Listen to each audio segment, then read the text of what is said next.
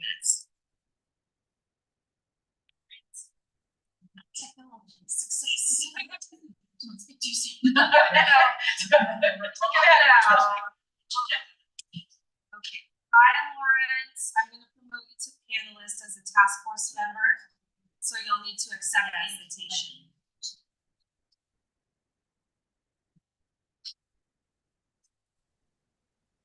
Great, thank you. Lawrence, would you mind saying hello to us so I can just test your technology on your end? Hello, this is Lawrence, Harlan. Hi, great. We can hear you loud and clear. Great. How's the audio around the? Hi, Lawrence, it's Sean. Hey, can you hear me? Hi, Sean. Yes, I can hear you. You have a dial-up box, is that you? I don't have that. I'm busy then frozen on my computer. I do not, I'm sorry, I don't have the dial-up box.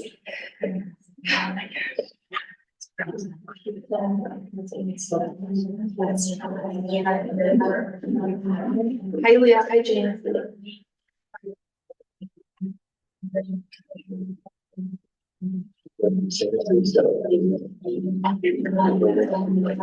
Are we getting some preparations? I don't know.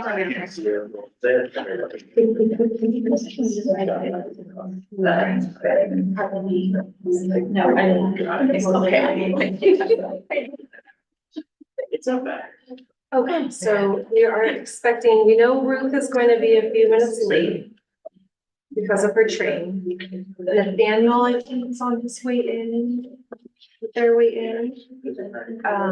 Oh, perfect, just perfect timing. Emily should be on her way in and then.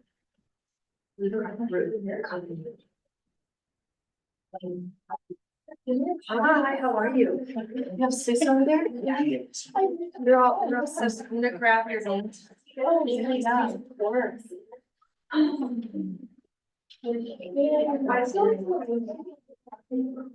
Yeah.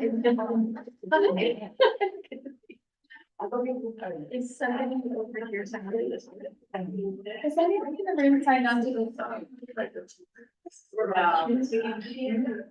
Yes, everyone's laptop turns to mute except for mine because I'm connected to the owl.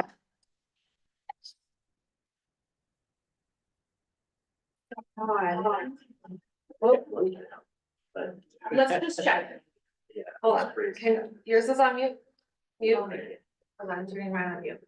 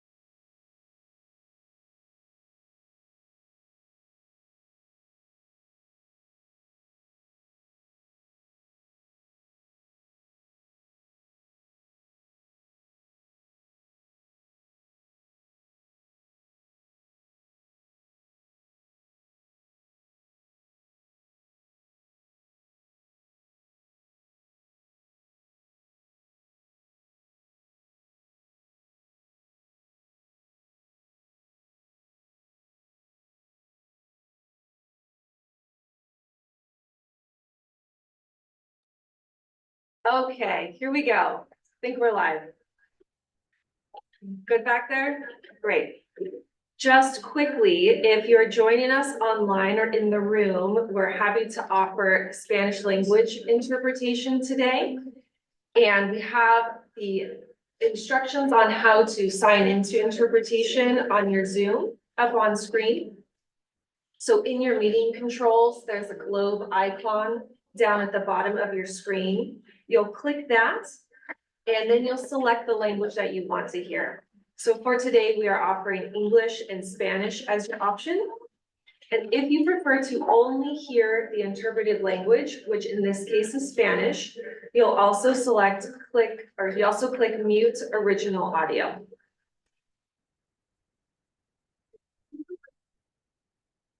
There's a lag, right? Hold, one second, I think there's a speaker in the room we might need to turn down. I'm gonna mute this.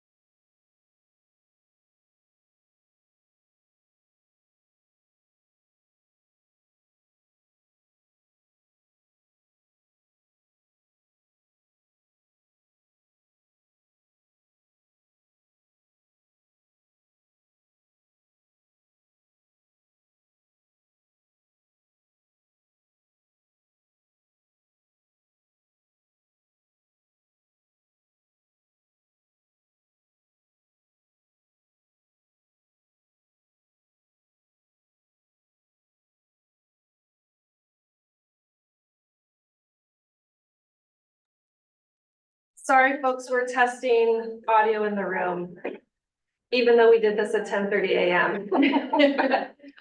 Is that better? No, it's still there. Yeah. Can you hear that? The echo?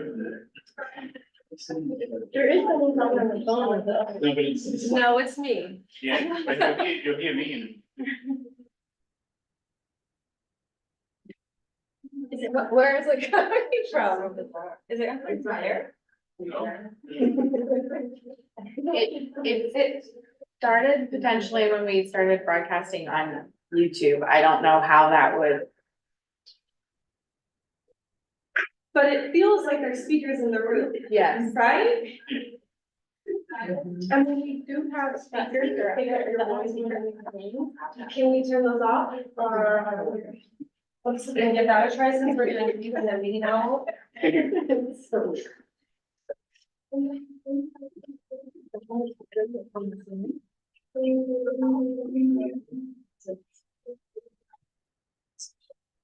That's gonna drive everyone bananas.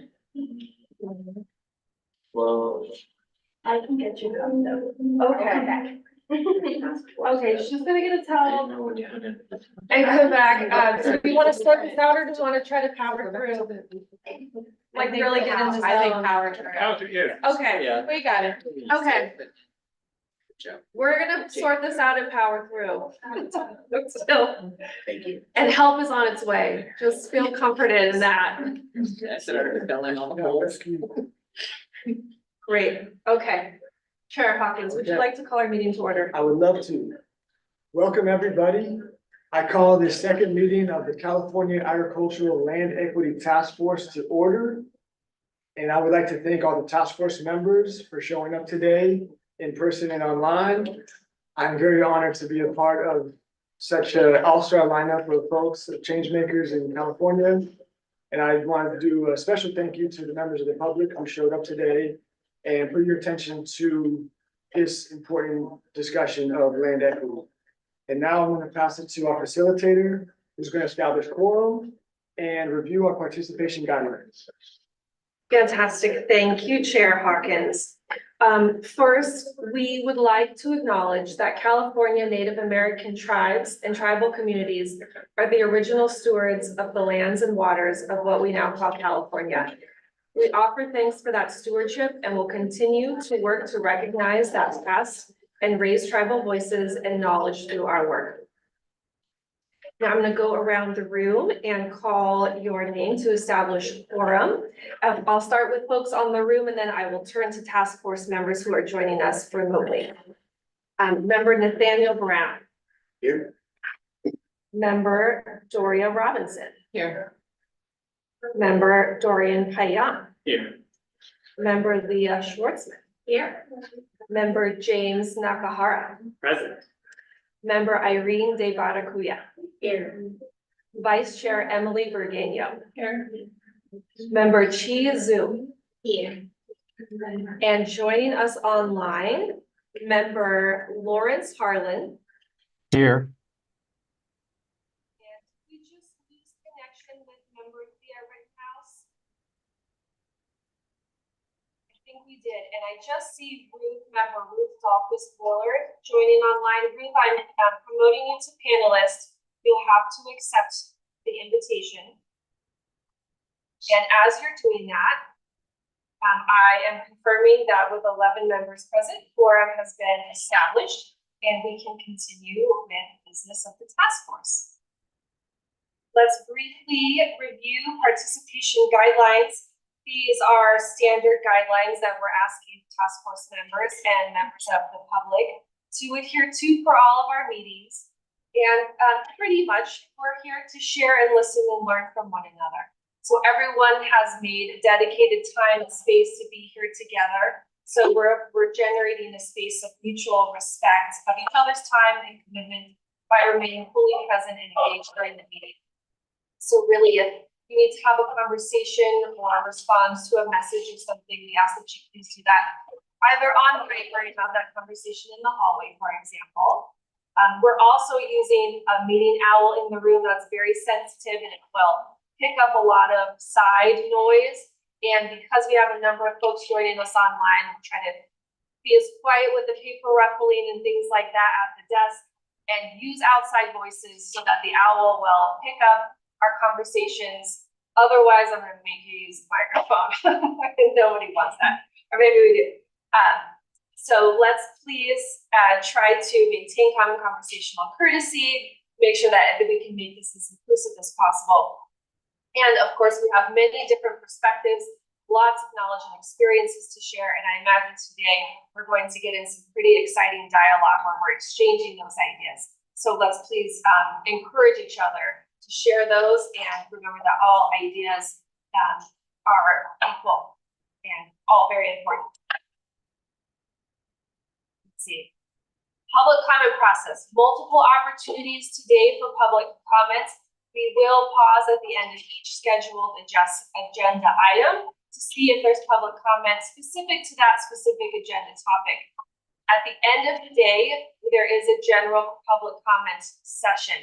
So if you would like to make a comment that's related to task force business that's not been specifically agendized, that comes at the end of the day. Otherwise, to be able to do that in person, we have public comment cards at the back of the table. We would ask you to just fill out a card for each item, agenda item that is, list your name if you like, and then we'll call your name and then ask you to come up and share your thoughts. If you're joining us online and you would like to offer public comments, we have a meeting form that can be found on our website. It's at sgc.ca.gov/meetings. Similar process there, you just complete a separate form for each item, and then we'll look for names, and then at the time comes, when the time comes, we'll identify you, ask you to raise your hand on Zoom so we can quickly pick you out from the participants list, and then we'll unmute you. Here's what it looks like at the bottom of your Zoom bar. There's a raised hand little icon down there at the bottom right.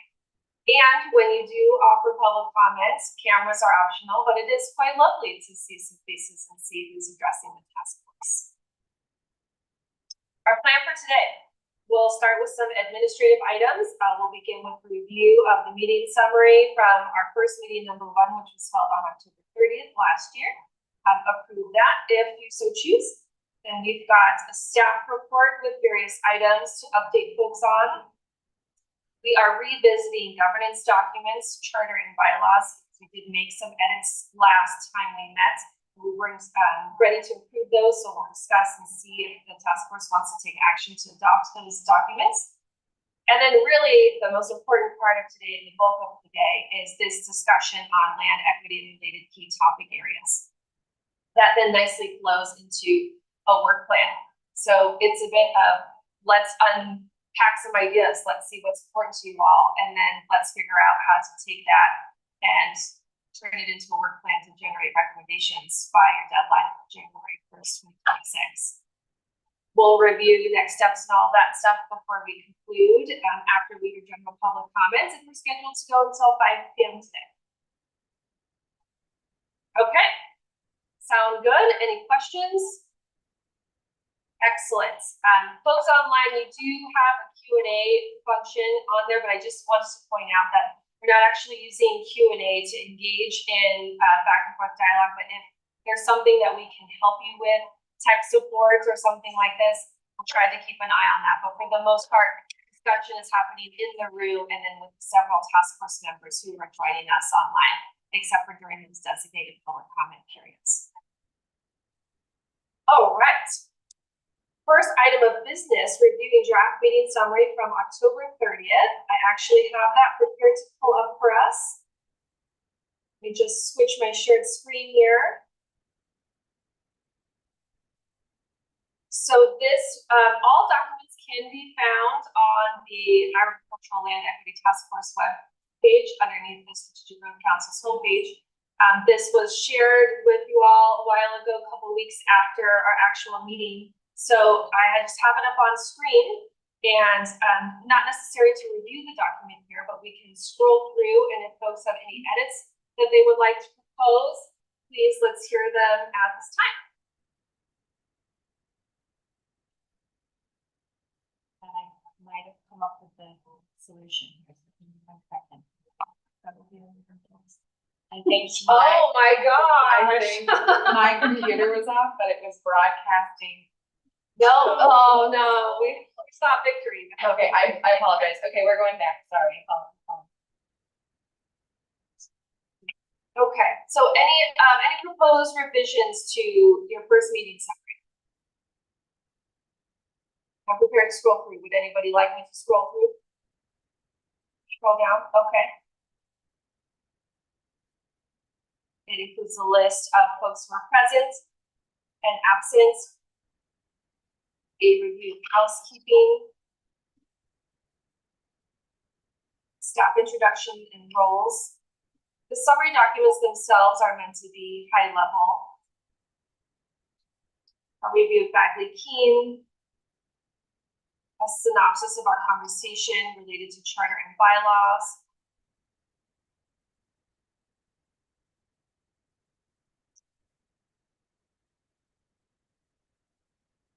nomination for the positions of chair and vice chair. Please go ahead and the last one. Oh, great. Thank you for that.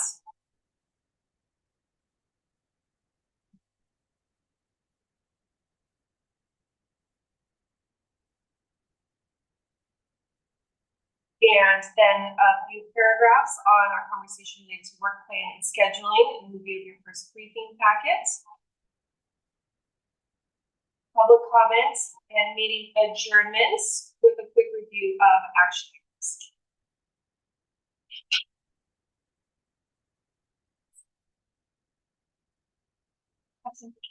So, did you use the mic? Oh, and I was running everyone else.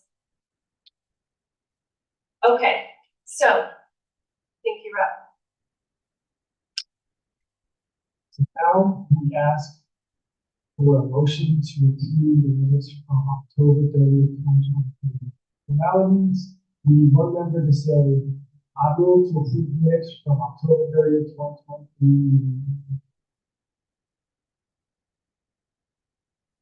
Move to approve the minutes from the October 23 meeting. One, second member to say, I second that motion. Any further discussion on this agenda item?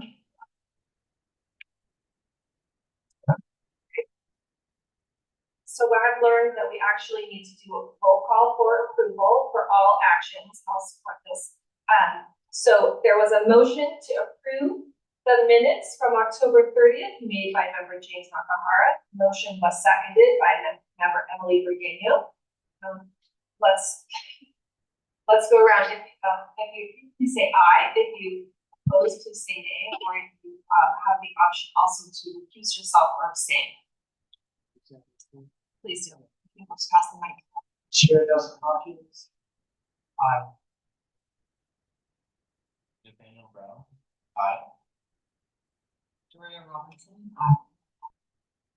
Dorian Van. Aye. Leah Schwackman. Aye. James Nakahara. Aye. Aye.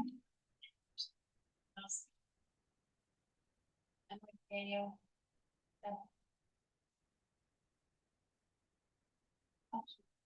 Chico, aye. Thank you. The motion carries unanimously. Meeting minutes from October 30th are approved. Okay, second item of business. I'm just going to pull up our slide deck here. We are now turning to Strategic Growth Council staff report. This conversation is going to be led by Camille Fraser.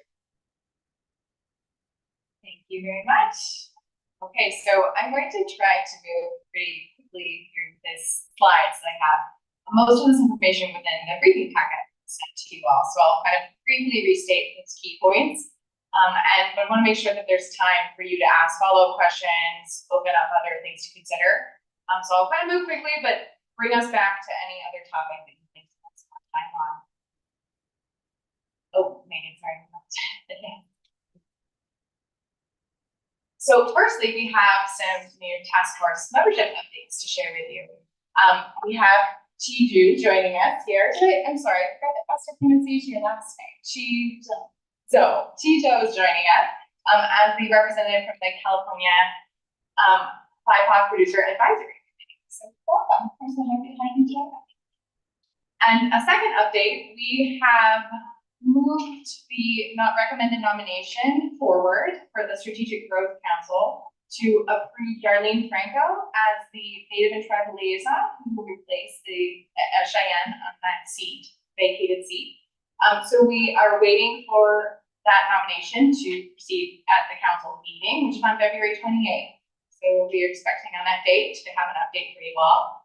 We have been in communication with Darlene, and she is going to join the meeting as she can remotely. She's a member of the Chumni tribe, which is based near Visalia. So we're very excited to have her join us, and we'll share more details and introduce formally as we are able with the council's approval.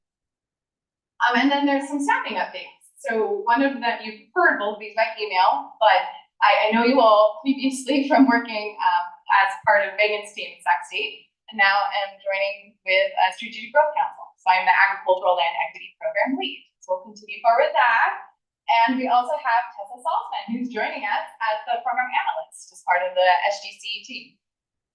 So Sean is not doing this alone anymore. We have some support, and of course with Megan. So moving on, announcements. There's a lot to say here. We do want to give you all time if anything that you would like to share. So I would be very brief. Or you might just want to put them up.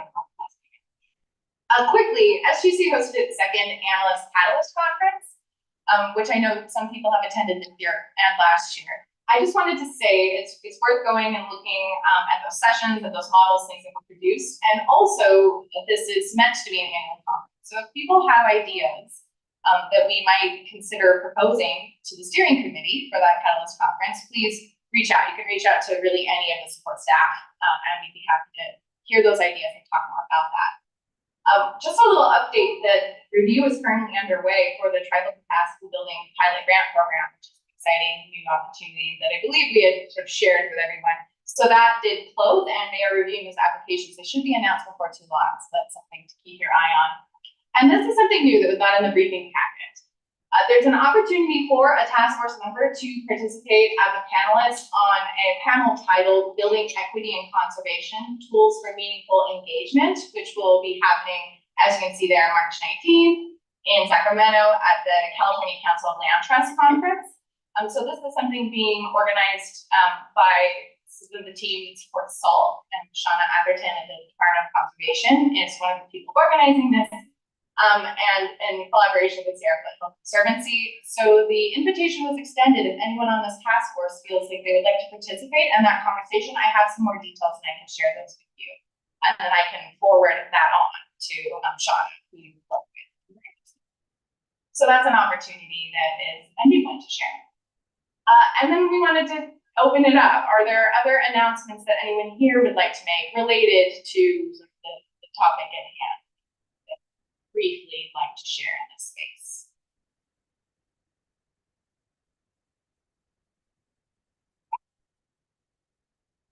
Okay, we're thinking that if you do in the future something comes up and you'd like us to share it, you can either email us in advance of the meeting and we'll make sure we get it in the briefing packet and here on the slide, or and you can use this space. We will always have the staff report and we will always have announcements. So just something to consider, a space for you to share with your task. Thank you. Like what type of topics are appropriate? That's a good question. I will leave that to your discretion. I would say anything that is related to agriculture, equity, new programs that you're excited about, maybe things that in your work you've done that you want to make sure you can share out. Other thoughts? Someone want to add to that? Yeah, any new research resources, anything that's of relevance to events as we've shared here, but we acknowledge that there's such great expertise in so want to have this opportunity to share.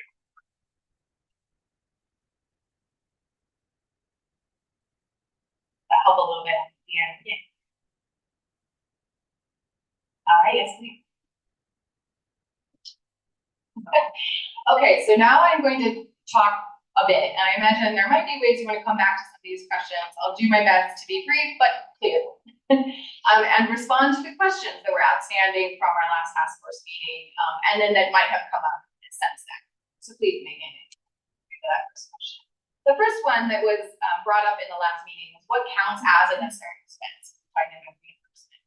So we did some digging into the answer to this question, and the best answer that we have is a documentable expense that is required to facilitate participation in the work of the task force. I'll have the next slide, I can just say a little bit more about travel reimbursement, because what this really means is documented travel expense as per the restrictions and guidelines that CalHR sets forth. So I will say more about that in a second, but it is a documentable expense that you need to facilitate your participation in task force work. So if you go to the next question, again, you'll see, can task force members be reimbursed for expenses other than those with task force meetings like today? And the answer to that is yes.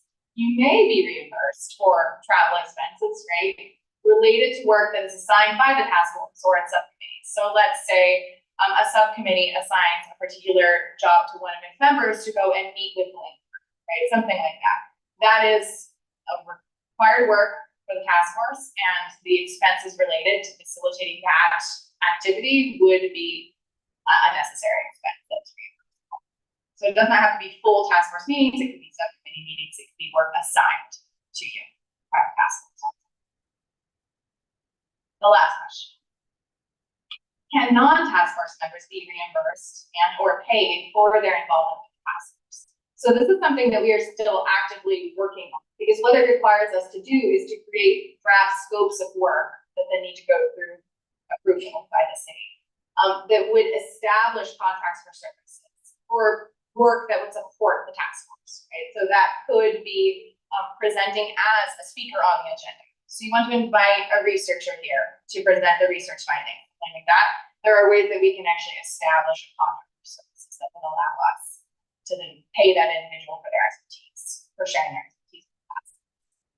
Or something like serving on the technical advisory committee, which we'll say a bit more about later today when we're talking about what plan.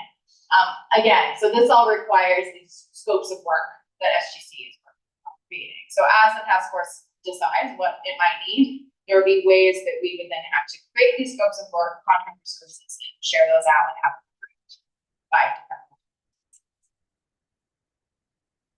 Okay, let's keep going, and then again, we can come back to any of it. I wanted just a quick reminder about travel reimbursement. A lot of you probably already know this. You traveled here today, right? And you've been working with Tessa.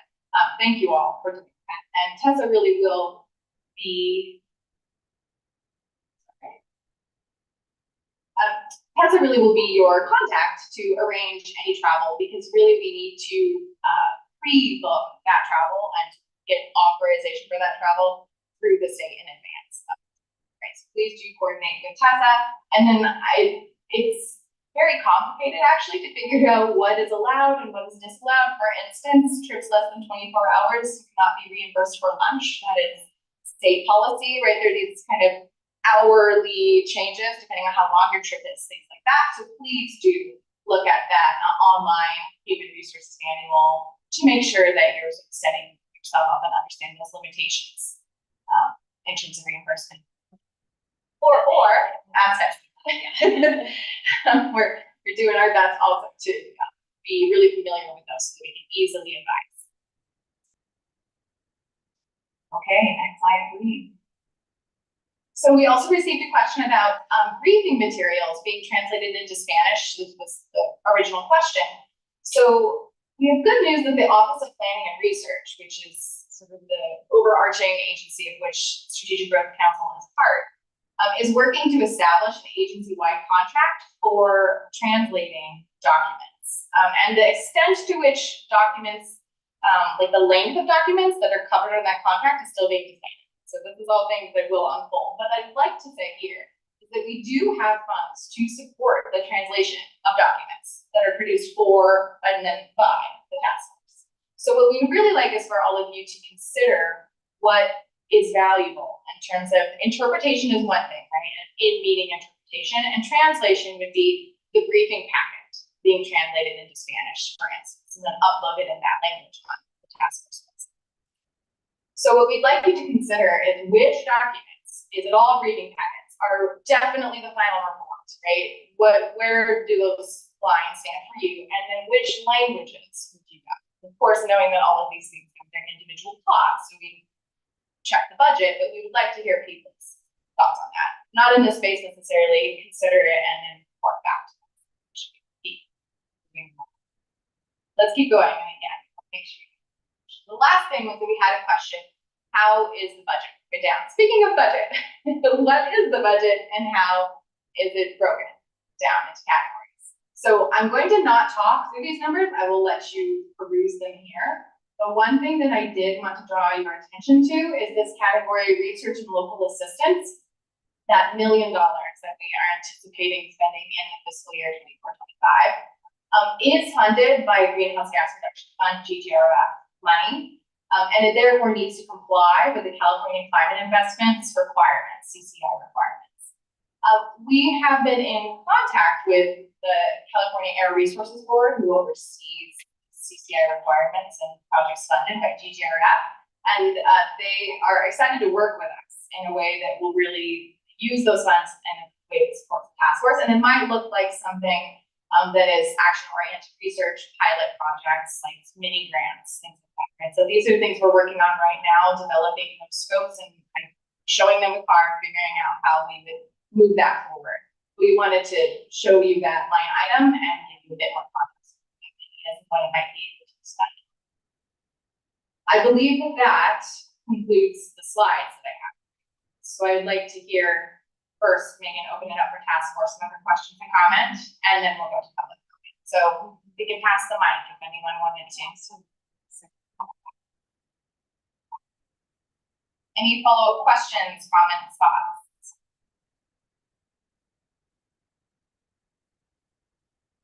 Yeah, Thea. As you're passing that to Thea, just an acknowledgement that member of the Rittenhouse is now joining us in the room. Welcome, Thea. I'm just wondering if that research and local assistance has to be entirely in fiscal year 25 as an extension to go into fiscal year 25. A good question. So this is our like budget plan. It does not need to be fully spent within that single fiscal year, that single budget year. Yeah, majority.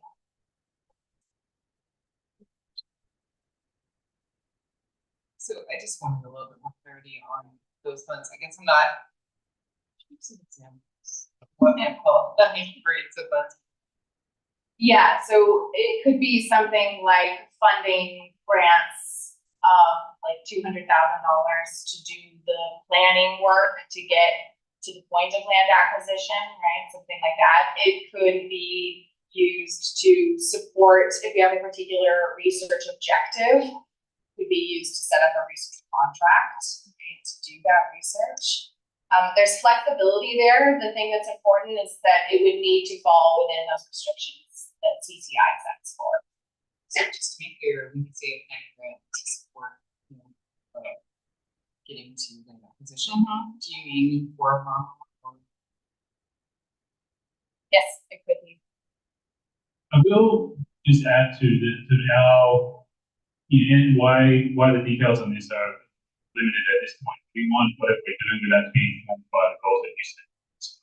And so, what we're thinking about that though is to combine some level of direct assistance to farmers that are doing this work, but then to bring in a research component that can help lay out that pathway between the experiences of folks on the ground and what that then may be in policy context, which will then hopefully include your discussions as to what might be moving forward. So, but as we've been thinking about it, not wanting to duplicate existing planning grants and things like that, and to directly tie whatever that is to this task force. And we'll get to this later today, the objective looking to set, and then that will then work.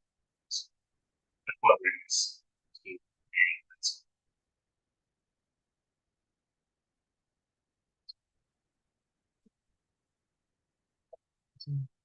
So it's my understanding that $1 million is coming from the general fund, but I see that it going, must comply with the California. Expand on what they call the five funds and what. Yeah, I'll do my best. Do you want to jump in here? Or should I? I You got it. This is not the breakdown by, so there's a total budget of $3.25 million. And so of that, there's $1 million that comes from the general fund, and then there's the $2.25 million that comes from the greenhouse gas reduction. And that's not evenly split, like that breakdown is not reflected in the C. So we've used some of the general fund to cover general expenses and the operation of the task force over that time, and that 2.25 greenhouse gas reduction is also supplementing personnel, operating expenses, other areas, as well as the research and assistance. In short, that $1 million that you see there is not actually $1 million from the general fund, but is $1 million that's taken out of that, which is why it's in subject. Yeah, and just speak just quickly to those CCI requirements. There's a very long document that administering agencies need to read. What it really comes down to is you need to read expenditure reports that are approved by CARB before you spend funds. So they need to be serving either something like greenhouse gas reduction emission goals or related to equity. So our initial conversations with CARB have been very supportive in terms of the equity work that the task force can do. So that's another reason why things here are still a little blurry, is we're trying to figure out exactly how might we meet those CCI requirements through the framework of equity. So in theory, we could take the research and local assistance money. We could support a project that we saw as kind of a case study and acquisition. We could support a community ownership model of property and use that as an example to do a feasibility study. Yes, what I'll say there is that is exactly like what we're imagining might be possible with this fund. One thing to note though is that the task force will not be deciding on grantees. That makes sense. So we'll sit with SGC staff the decision on which projects to grant. However, as John had mentioned, what we're hoping to do is after today's conversations, have a better sense of what are you all seeing? What do you want to focus on? And try our best to serve that using the funds and the grant mechanism that we have. Is that an answer? Yeah. Yeah.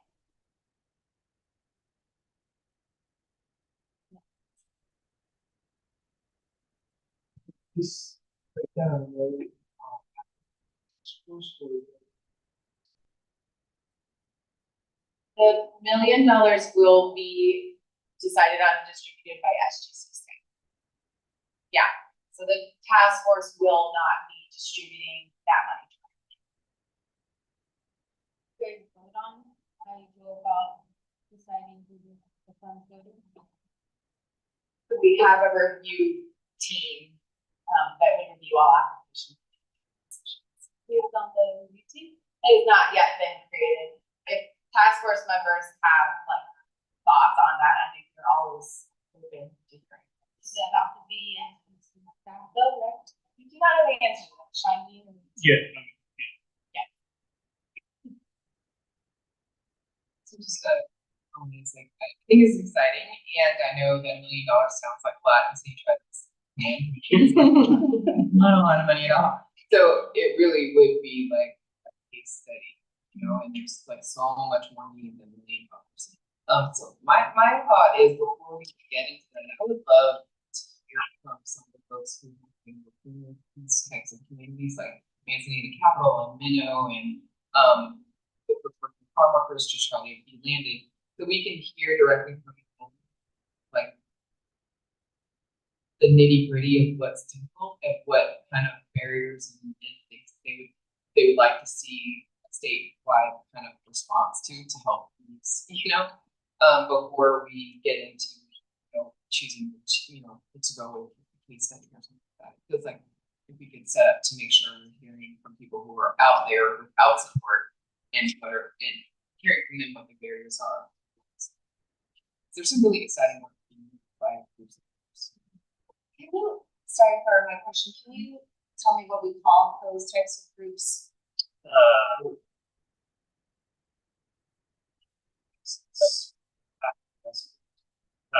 They're not all investors. No. Connect people, resources, helping through the legal kind of purchase process. It's like a equity based work. It's like at least with Manzanita. So I just want to capture, sorry, I know this is challenging for folks joining us online. So Doria was mentioning how she thinks it's important before or as we start to engage in these conversations, bring in some folks who are working with these smaller communities, I'm assuming, and trying to access land. I'm trying to inform case studies, so I'm trying to figure out a way to summarize that and make sure that's captured, because I think that's an interesting bit and we'll want to bring that to the conversation from later. But my own ignorance here, I need a little education from members around the table on how to characterize that. Open to suggestions. Owl is the audio input, the sound is. It's almost as if it's coming really direction. It is. You know. So what do we got?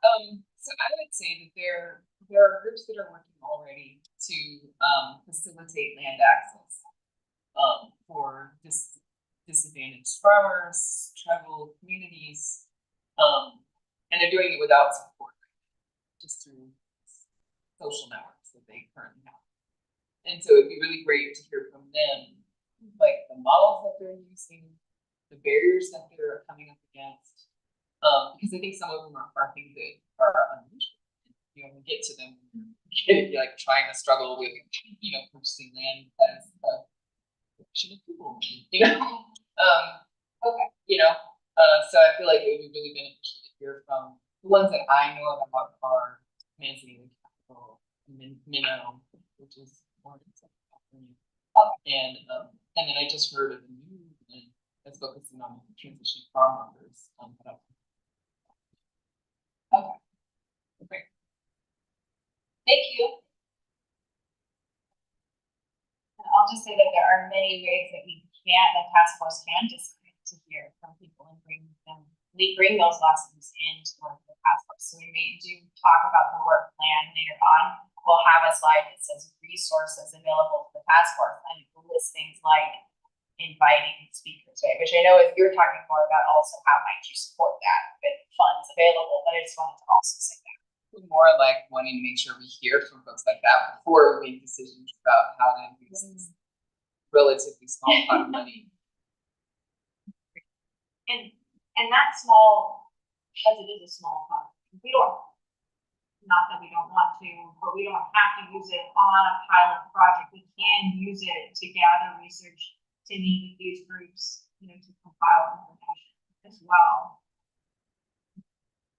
Also, there are some research projects that have been completed, some publications that are out there as well that we could probably get some maybe completed project in and of itself is to compile just background information that folks have already built out some of these papers that people have written, like the National Young Farmers Coalition. It's a great publication on these subjects. There are others too. A lot of homework. Or it's a lot of homework for your support staff. Yeah. It's going to be, that's exactly right. And then part of our decision making process, we've been trying to scan one of the funding landscapes to avoid duplicating, but also acknowledging that so much work is happening in this space that we start talking and trying things and experiencing these areas. But we want to bring that to this group in a way that you can think about it clearly without also having to do all the legwork of filing it. So there's we have the support staff that can bring in that existing research, and we invite all of them to suggest sources that you're aware of or things that could be good connections help us get there. But then to use these funds in a slightly different way, a more applied way to what is not currently well understood, or what is understood but maybe not documented in a way that can then serve the purposes of this towards development. And in our last meeting at Doria's point, we talked about like going to interview folks or bringing folks in. Like you could bring those folks in and like their travel or whatever and their time could be Exactly, and there are funds budgeted that do not come from that. So you see operating expenses, things like that, right? So contracts for services are a different budget line. So yeah, I'll just say that $1 million is kind of being thought about more expansively as grant type monies. What would we do with that? don't have to take them. Yeah. I know, yeah. Yeah, I think just naming the organizations that entities that are set up to do that sort of thing, but also naming most of them are not set up from farmers and farm workers. Maybe conservation is thinking about, even South mainly has operated as conservation for open use, saving green space, not having a neutral or even positive. We know climate change, it's actually farm workers that are doing it regeneratively on that land, you actually make it larger. So I think the study or like figuring out why are those entities not is the classification perception. Speaking from experience,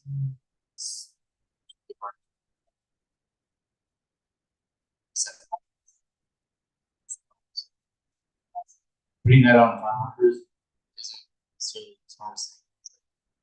Have that set up.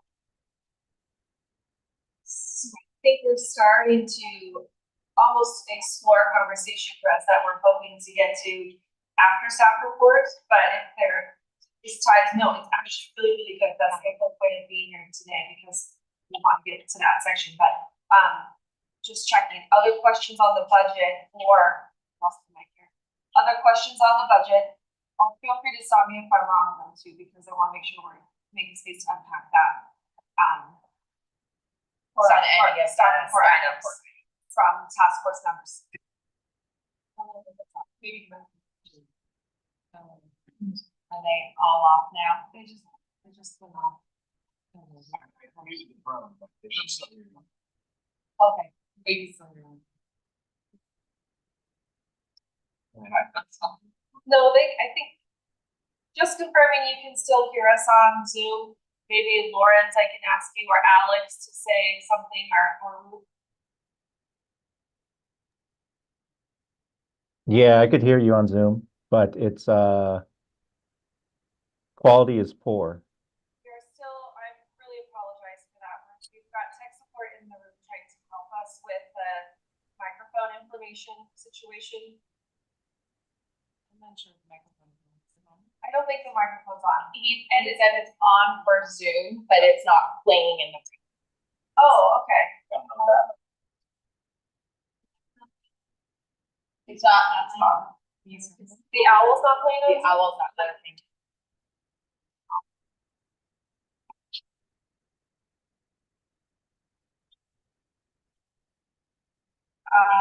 What if, We're getting feedback that the owl is not. okay, well, well, the owl, you hear them. They just can't hear They us. can't hear us, like it's not tracking. Okay. I mean, it's such. Yeah, I can make it work. Sorry. Well, we figure out. I wondered if we were gonna get periodic reports on budgets, we can get like where we are with budget things, we just have some transparency on these things. I think we'd be happy to include these regularly in our staff reports. Is that a thing that the task? Okay, I'm saying yes. Okay, this will be a regular part of the staff. Should I reset the owl?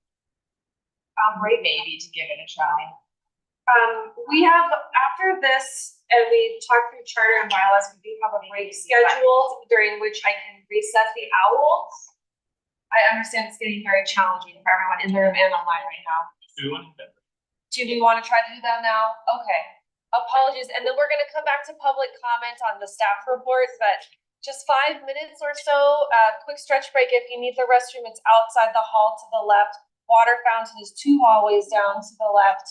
And we're just gonna reset the owl, but folks on Zoom, you can stay online. We're just gonna try to reset our tech in the room here. Thank you for patience. 5 minutes? 5 minutes. Gonna be zippy. Yeah,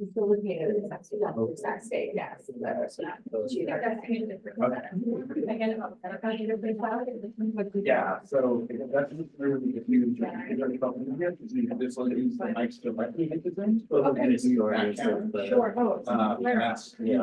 it just go by, let's say. You're not gonna get the 360 view like you do from the house, but we'll get the back, but it doesn't have the back.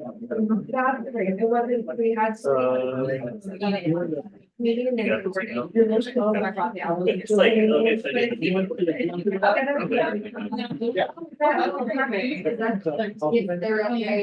get this. Well, morning. We don't broadcast. Yes, that'd be great. Meeting. I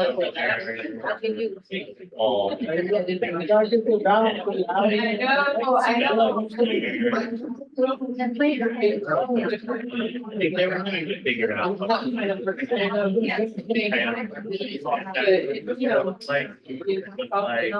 But I asked. Like, let's say, the Coyote Valley commercial.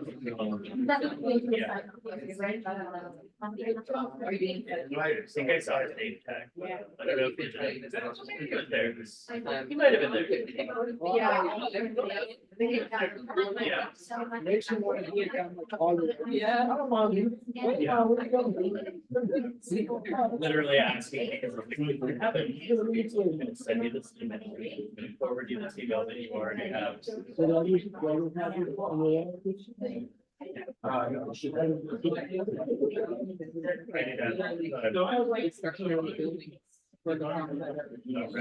Email, 2 minutes later.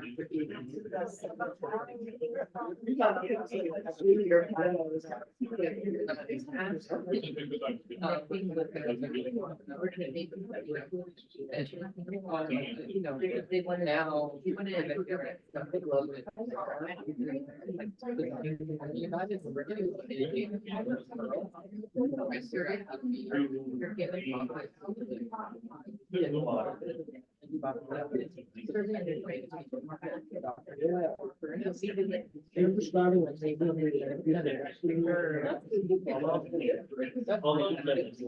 I mean, maybe in the future.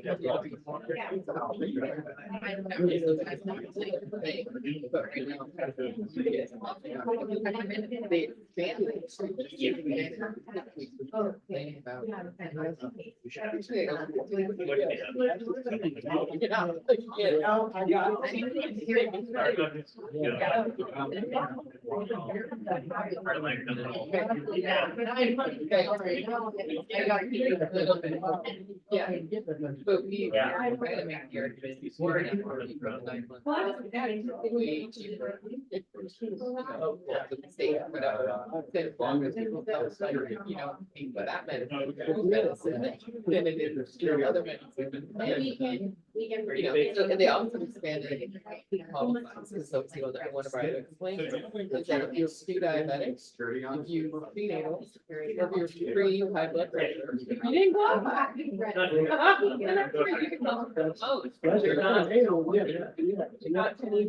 Yeah, it's even apart. Like your daughter from my other over there, I think around there. So that's pretty wide, or is that just?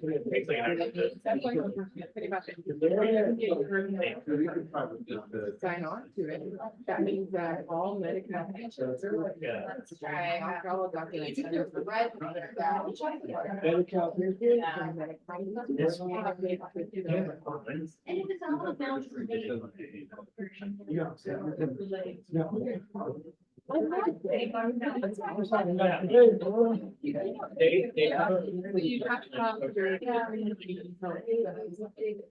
And you have to try putting in that. I do, hold on. So is your Zoom, is your CSU Zoom account already registered for it? Yes. You know, I could also just sign, but I signed into Gov. Because I'll just get off. Let's do that. Okay, I have a webinar ID. But actually, I forget, so I'm gonna have to do. And so.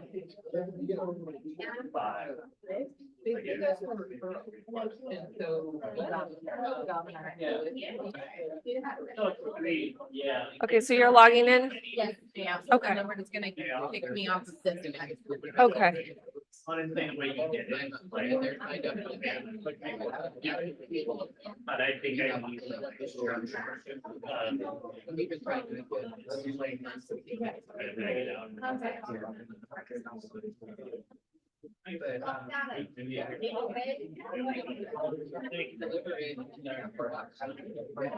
Yeah, it started the fall, and it's like, I mean,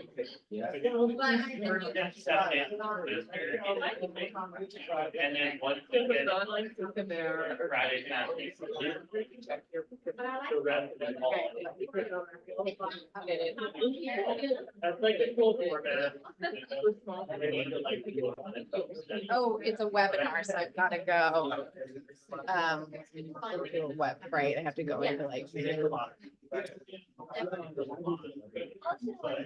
no, that's not I can do it in a browser. Okay, so where are we? Hi. And so now.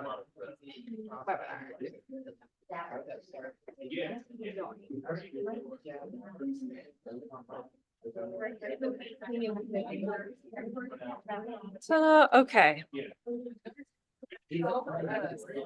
And so that works with the mics?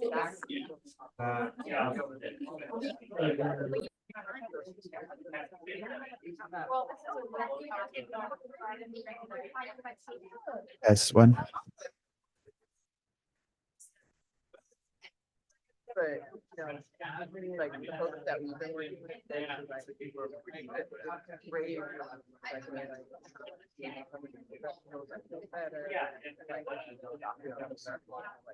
I like the whole study that one of our.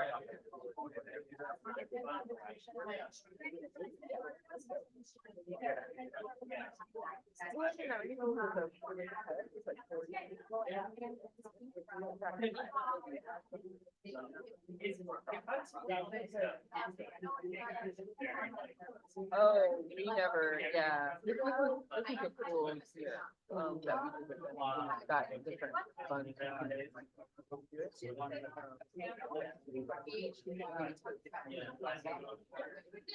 We're back in action.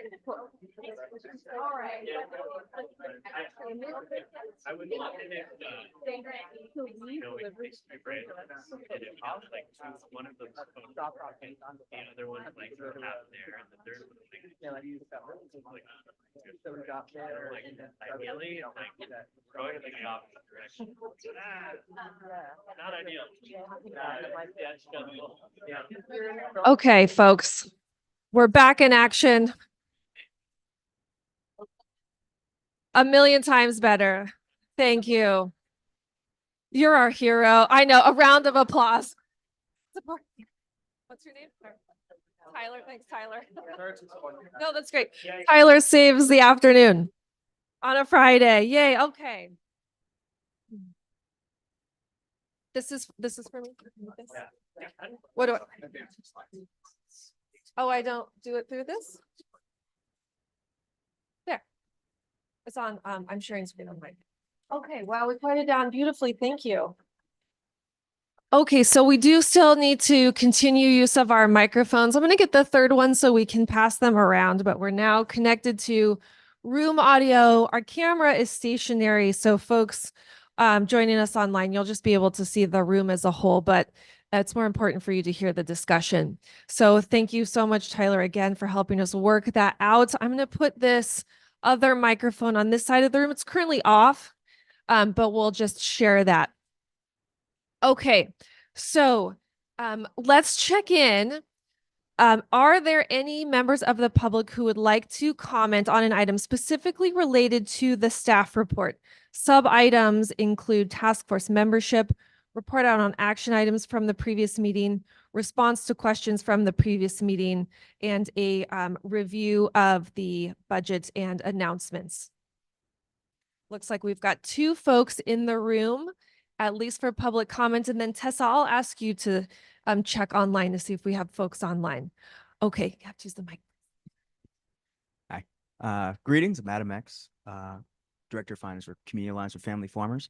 2 items, specifically, first one about the $1 million that's been earmarked for, I can't remember what for, but I, as public member, would like to see how the pathways for task force involvement in decision makings in regard to that money. Yeah, I didn't get that communication in our last session, so I just as a public member, would like to see what those pathways actually look like. So when those decisions do get made, how is feedback from task members solicited and then applied to decision makers at the SCG level? Second thing is commenting from our conversation last time about this is a task force to address historical inequities, and so far I have not heard anything about potential stipends or compensation for task members. So I'm putting it on the record to say, hey, it's not a good idea to start off on inequity when there are people on the task force that have sacrificed time and do have jobs and livelihoods, and they are deserving of compensation. So I know it's common practice for stipends and honoraria. I also understand the legal ramifications, like it could be, Bagley-Keene could prohibit these. So putting it on the record for applying public pressure for a policy remedy for something to address this issue, because it's not, it doesn't behoove the public's interest to address inequity, but also support it because of the law. So that's all. That's it.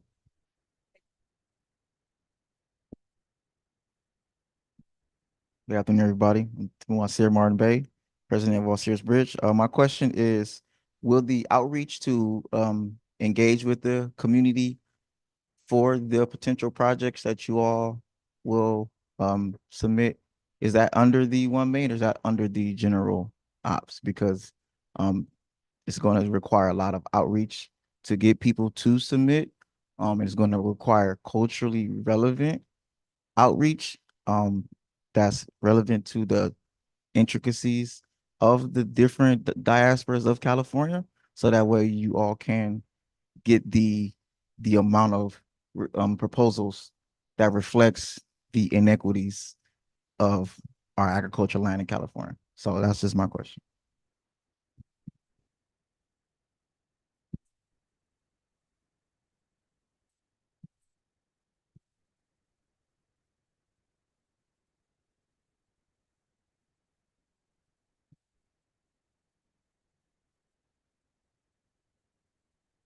Okay, thank you. And member Harlan, I saw your hand poke up there online. If you wanted to jump in the discussion queue, go for it.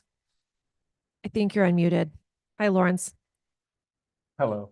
Yeah, I don't know if it was addressed, Oh, when, hold on 1 second, Lawrence. We have to figure out the volume in our room. All right, please give it another try. hello, testing? Much One. better. Thank you. Okay. I don't know if it was addressed when, there was a audio issue, but as far as that line item for $1 million, it said, research and local assistance. What is local assistance? More of a question than a comment. Thank you. So local assistance is the budget language that is used when drafting budgets for the state. Local assistance contracts are a certain kind of contract. Grants are separate from local assistance. When you see budget line items that say local assistance, that might be broken down into local assistance contracts or grants. So what we have been discussing primarily are grants. In the budget, it is subsumed under local assistance as an idea. I hope that answers your question, Lawrence. Yeah. Thank you. Okay. So I think we're ready to move on to our next item of business. I believe that concludes public comment portion and member discussion related to staff report items. Next up, governance documents. So if you'll recall, we introduced a proposed charter and bylaws during meeting number 1. And I am going to share, change out my screen share here for the draft charter. We reviewed these documents in detail at our first meeting, but a couple of discussion points came up, and there were also some proposed revisions that we made in the room and tracked changes. We circulated these documents again with the track changes to task force members for continued contemplation and review. We didn't receive any additional edits between October 30th and now, but we have another opportunity together in this room to take any additional proposed edits that you would like to put forward. And then if it feels right and it makes sense, you may choose as a task force to adopt the charter. And we'll go through the same conversation process with the bylaws. So I'm not going to do a thorough review, but I do have this document up on screen and ready to take additional edits as they come forward. So in the charter, we had a conversation about kind of efforts of the task force under task force objectives. And there was some important conversation around the need for the task force to really share out and engage with community members, the work of the task force, and to continue that engagement kind of beyond the development of the recommendations and including through the development of the recommendations. So this language that you're seeing here on screen was proposed last time. I'll read it out loud quickly, and we'll just check and see if anyone has any other revisions here. So it reads, the 4th bullet down, actively engage, include, and learn from communities, groups, and individuals affected by the land equity crisis throughout the duration of the task force.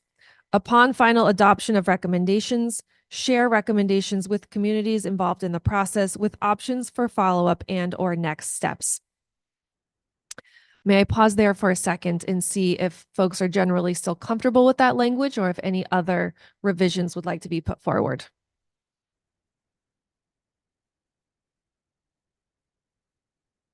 And Ruth and Lawrence joining us online, please feel free to unmute yourself and just engage in conversation with us as you like during these discussions. I have a small screen, so I just might miss your hands up. Okay, moving forward, we decided to change this reference here from California Native American tribal members to California Native American tribal nations. And I believe that was the only track changes edits we made to the charter.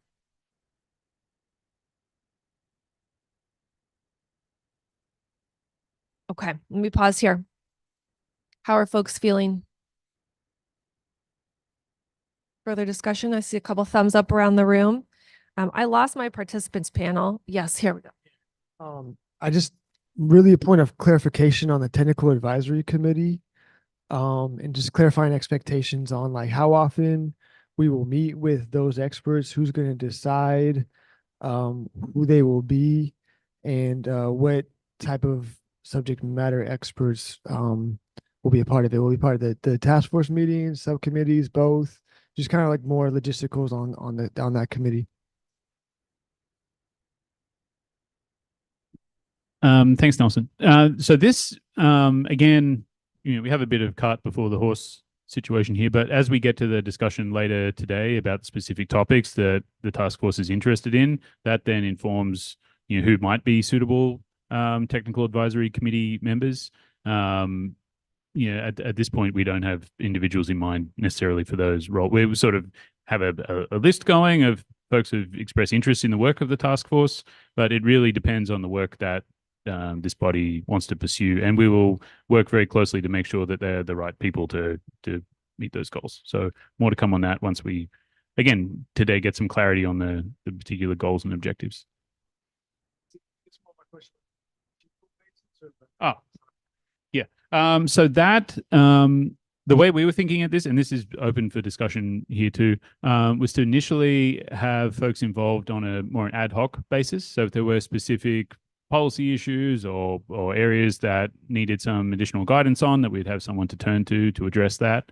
As we get to the tail end of the work of the task force and we're trying to, help you develop the policy recommendations, there may be a need for that body to be assembled in a more formal capacity and meet at regular intervals, in which case they could then come on to, and I'm speaking hypothetically here, but if there were ideas that you wanted to advance as a group, that technical advisory committee could then help to identify specific policy mechanisms, for example, that may achieve certain goals that you're hoping to meet. And so that would then require closer and ongoing engagement to do that work. But initially, just in an ad hoc capacity, as new topics are coming up, addressing questions as needed. I'll just say that ad hoc capacity could be chosen by subcommittees and the task force, right? So that's what what today will help to demonstrate what kinds of subcommittees, what kind of work needs to be done and who needs to be brought in. Any further discussion on the charter by task force members? Okay.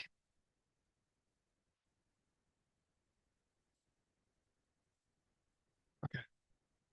Is there a motion to approve the charter as amended? All right, Doria motions. Do we have a second? Who won that race? All right, Chi won and seconded that motion. Oh, Chi. Yeah. Is there further discussion? Yeah. I'm watching. And now we'll ask if there's any public comment in the room or on Zoom related to the charter.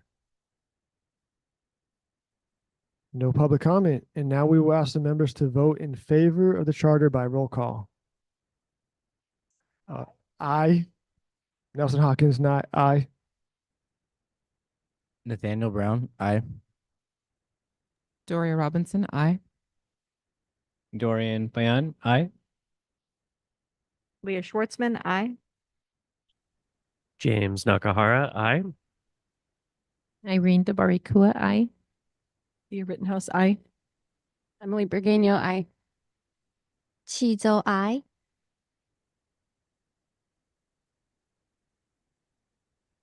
Online, member Lawrence Hartland. Lawrence Harlan, aye. Thank you. And member Ruth Dahlquist Willard. Ruth Dahlquist Willard, aye. Fantastic. The motion carries unanimously. You have officially approved your charter. Yay. Okay. You permit me 1 second. I will next bring up the bylaws. And just as an order of business, so following today's meeting, I'll accept the track changes and then put the adoption date. We'll finalize the charter, circulate it, and also post it to the website. So same for the bylaws. What I'm showing on screen are the in-meeting edits that we discussed together on October 30th.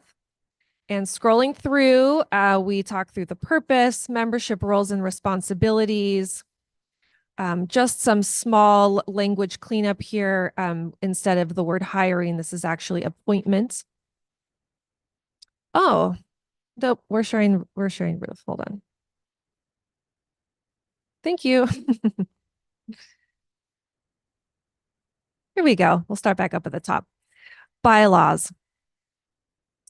In meeting edits from October 30th is what's being displayed on screen. So the bylaws discuss membership and roles. Here is the language cleanup that I just identified, the change of the word hiring to appointments. And while we're on this, I'm not sure if folks have had the chance to take their training course, but that's required within 6 months of your appointment. So if you haven't done that, this is your friendly reminder. Elections of officers and duties of officers, no changes proposed there. Nothing under members' roles and responsibilities. We had discussion around formation of subcommittees. That'll come up again later. In October, we did have significant conversation around reimbursement of expenses, and we needed to update this pursuant to the government code. There was a note here that we needed to include a definition of what is considered a necessary expense. So I didn't insert this directly into the text, but I did pull this from the staff report that you just read or that Camille just reviewed for us as a proposal, if you all would like to include this language. A necessary expense is any documentable expense that is required to facilitate participation in the work of the task force. In practice, this is, we can change this word maybe to primarily, limited to travel costs such as hotel rooms, train tickets, and meals within the limitations of CalHR's reimbursement rates. May I pause there and see if folks feel comfortable with that proposed language and the inclusion there in the bylaws? Okay, generally seeing some head nods. Folks are welcome to speak up if you have a different proposal at any point in time. Okay, so I will carry this language over into section F, item 3. And then another cleanup here, just instead of the reference word agency, we change this to task force. And one cleanup of motion because it was just a little conflicting. So when a motion has been made, item C2 now reads, when a motion has been made, the task force shall strive to reach a consensus. All votes on matter before the task force shall be by roll call. And this is reflective of the following section D manner of voting, which makes this the same statement. I believe that's standard Strategic Growth Council practice. And that concludes the track changes, the current proposed track changes revisions. Any other proposed changes to the bylaws from task force members?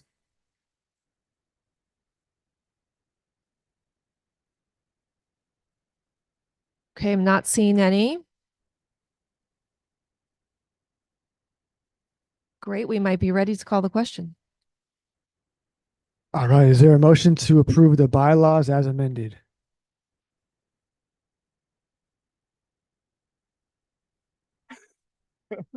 Thanks, Leah. We have a motion. Do we have a second? Nathaniel seconds that motion. Do we have any further discussion from the task force? take that as no. Do we have any further discussion from the public? Online or in person? All right, let's call the question. All in favor, say aye. All opposing, say nay. Nelson Hawkins, aye. Nathaniel Brown, aye. Doria Robinson, aye. Dorian Bayan, aye. Leah Schwartzman, aye. James Nakahara, aye. Irene DeBaricua, aye. Leah Rittenhouse, aye. Emily Brigano, aye. Chizo, I.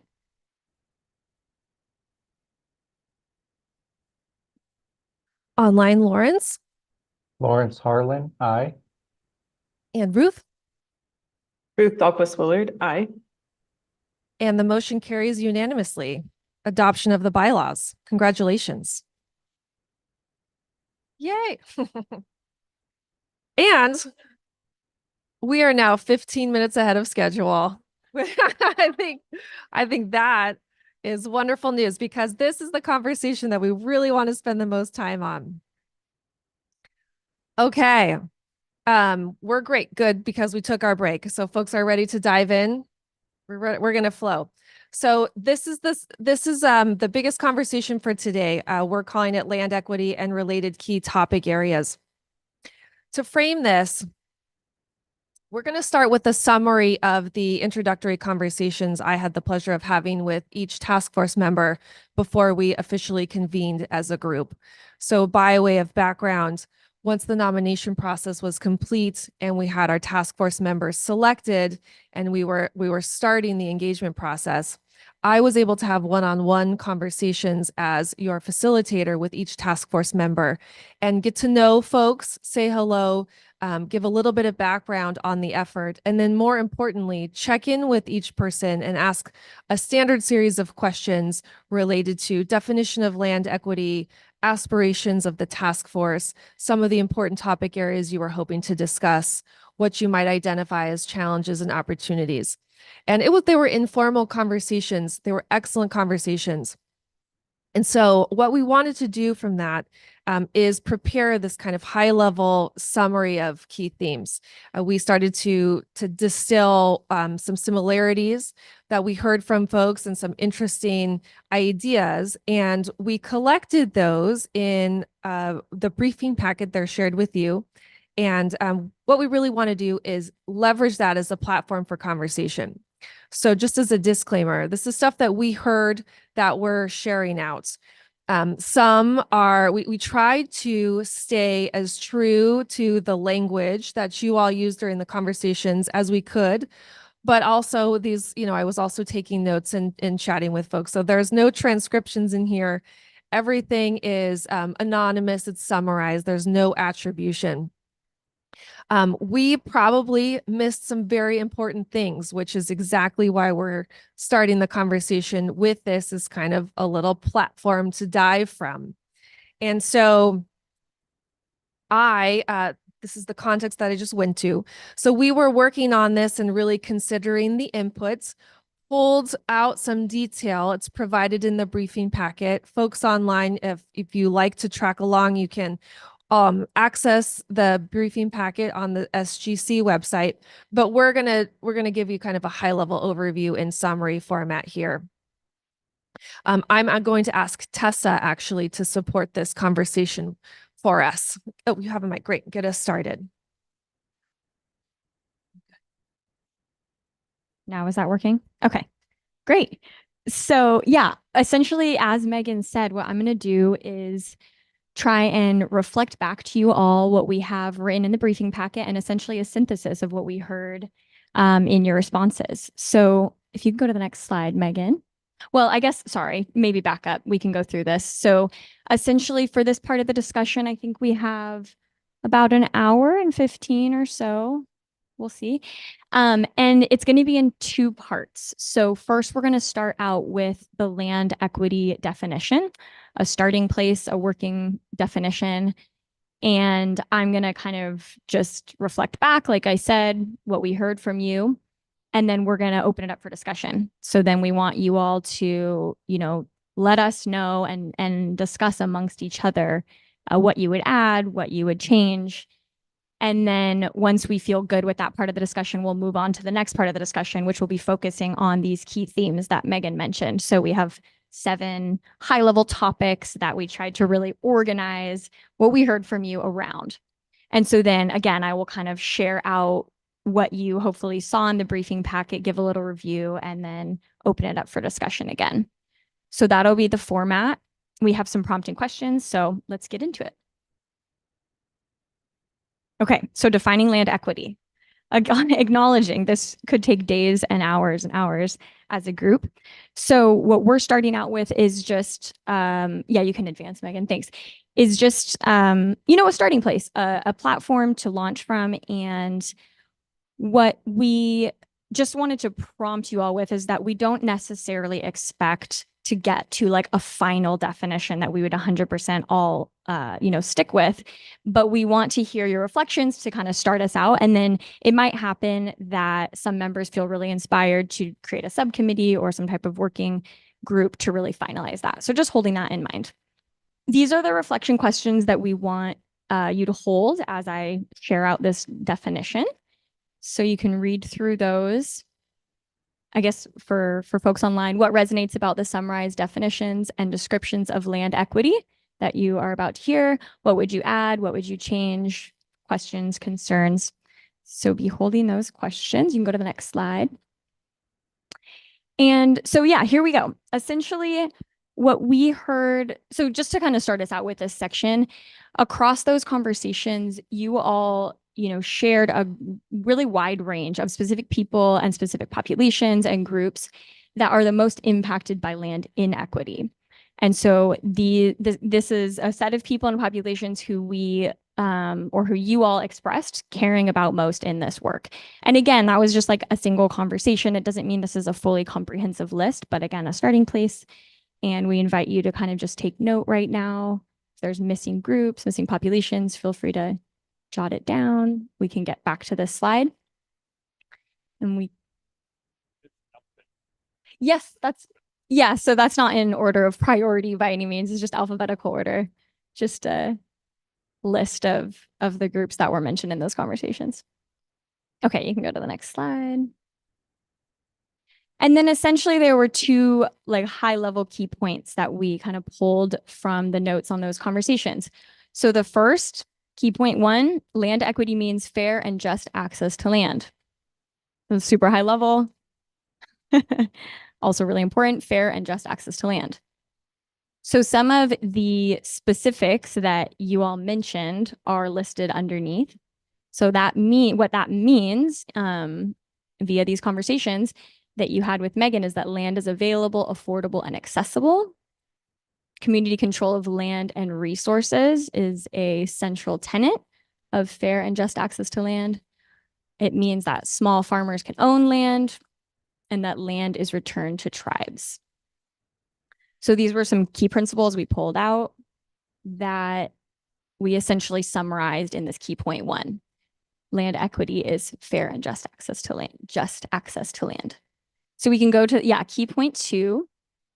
This is essentially how to get there. So how to get to that key point 1. Land equity is achieved when barriers are removed and resources are provided.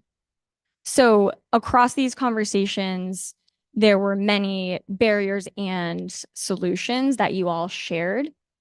And we're going to get into those more specifically in the second section. But for now, just in thinking about a definition, this is the key point number 2 that we kind of synthesized. And another really important point that we heard from all of you is that it's not only enough to acknowledge and remove these systemic barriers that we know are in place, but also providing resources and opportunities to address those past harms, past and present. So that's kind of a 2-part in there. So maybe just, that's the definition that we're starting with. Maybe just go back to the key point 1, just to kind of remind folks, it's also in the packet. Key point 1, so land equity means fair and just access to land. And then key point 2, removing barriers and providing resources. And so you can go ahead and go forward, Megan, and then we can actually go to the last slide. So we want, oh, do you want to, I was just going to say we can give everyone a couple minutes to kind of reflect on these questions before we open it up for conversation. Did you want to add something, Megan? I think taking 60 seconds to contemplate this is a worthwhile endeavor. And also, let's keep in mind how this will maybe help frame or offer some type of a guidepost for your development of recommendations. This is a massive word. This is a massive definition. And maybe something kind of big and all encompassing really suits your needs right now, as long as everyone feels like they're on a similar page. Or maybe you're looking for something a little bit more definitive because that's going to help you with the formation of your recommendations. Doesn't mean we need to get there right now, but I just think that that's important for you all to keep in mind as we have a little bit more discussion on this. So let's take 60 seconds and then open it up.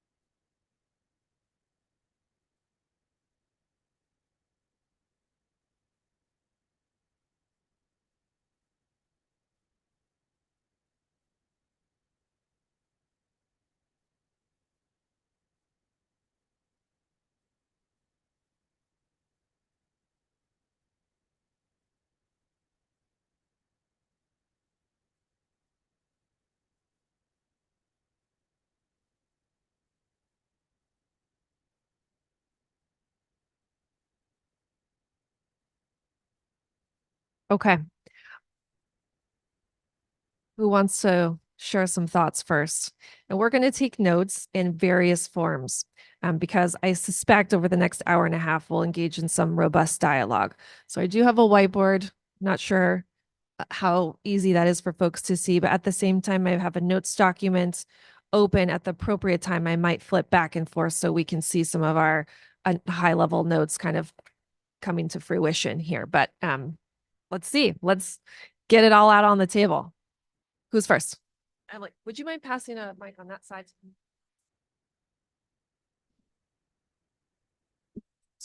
So for the key point, the first key point, so I think it would benefit to reflect the stance of, or the perspective of the symbiotic relationship with the land. Because when we're talking with the second bullet point, land and resources are controlled by the community, allowing them to grow food for their own local and healthy food supply.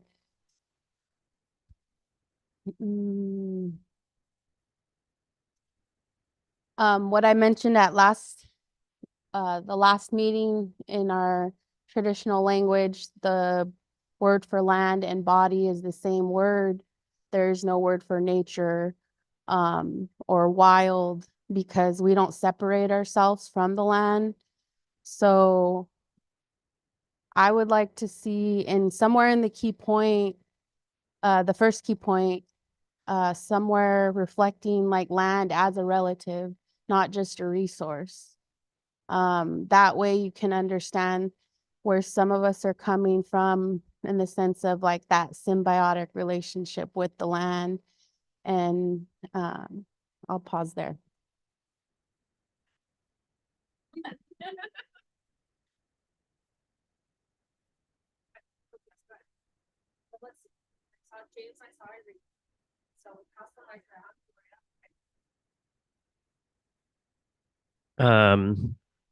When there's a synthesis of some of the groups that were mentioned specifically. I just want to add that it seems like there's no mention of women and the LGBTQ plus community in that too. There's other groups that have historically been denied access and resources around land access. And since I'm holding the mic, this is more regarding the second question. But my head started to hurt when thinking about what solutions look like because it's going to be really complicated. And I think what might work really well for one group might not work really well for another group. And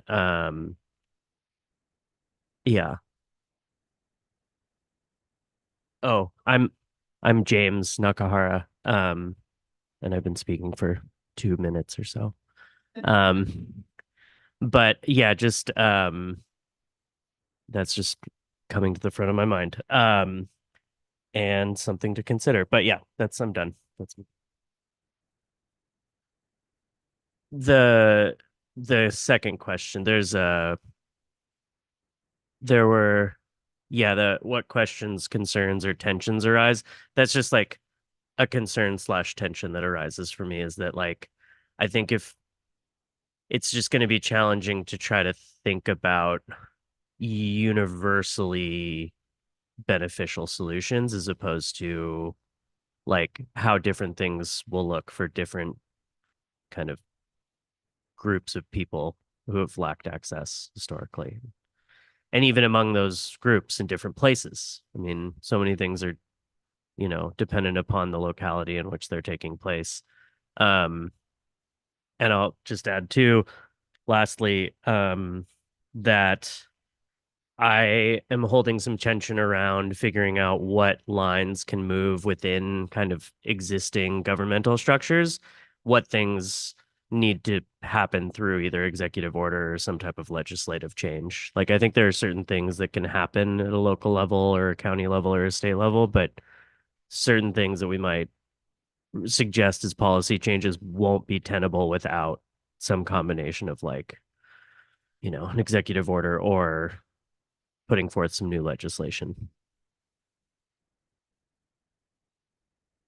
Oh, I didn't have anything, but I guess I could say something. I mean, now that made me think. So my name is Irene, and I think definitely what you're saying at a legislative level, a lot of things need to change because the monopolization of our food is not by accident, it's by design, right? And really seeing like who is getting the subsidies for land, it's big corporations and which also have a big portion of the land where we grow our food. And so really dissecting all of those, I guess, practices that are normal. And I know that even reading like who's included in the farm bill at the federal level, in terms of subsidies, it's mainly huge corporate farms. And anyways, those are just some thoughts.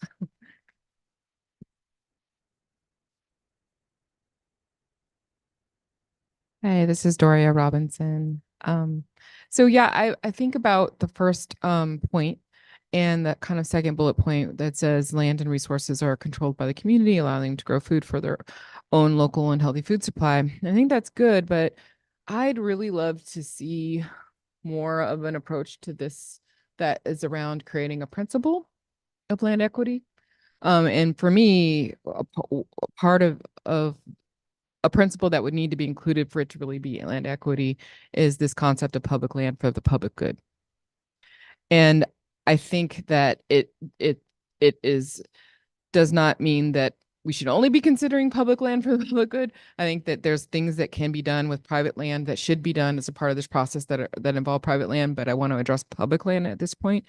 I feel like there's a big role that public land that is not currently being used could play in remedying and healing historical wrongs, and it's supporting creating greater diversity within the agricultural producers and stabilizing small producers, by making sure that they have land that is not, they're not a tenant on, especially producers who focus on food production for people consumption, and producers who make it a point to be stewards of the land and the processes they use to grow food. I feel like if we invest public resources, land resources in producers like this or in healing historic wrongs, we're going to get a net benefit. So I just wanted to put that forward.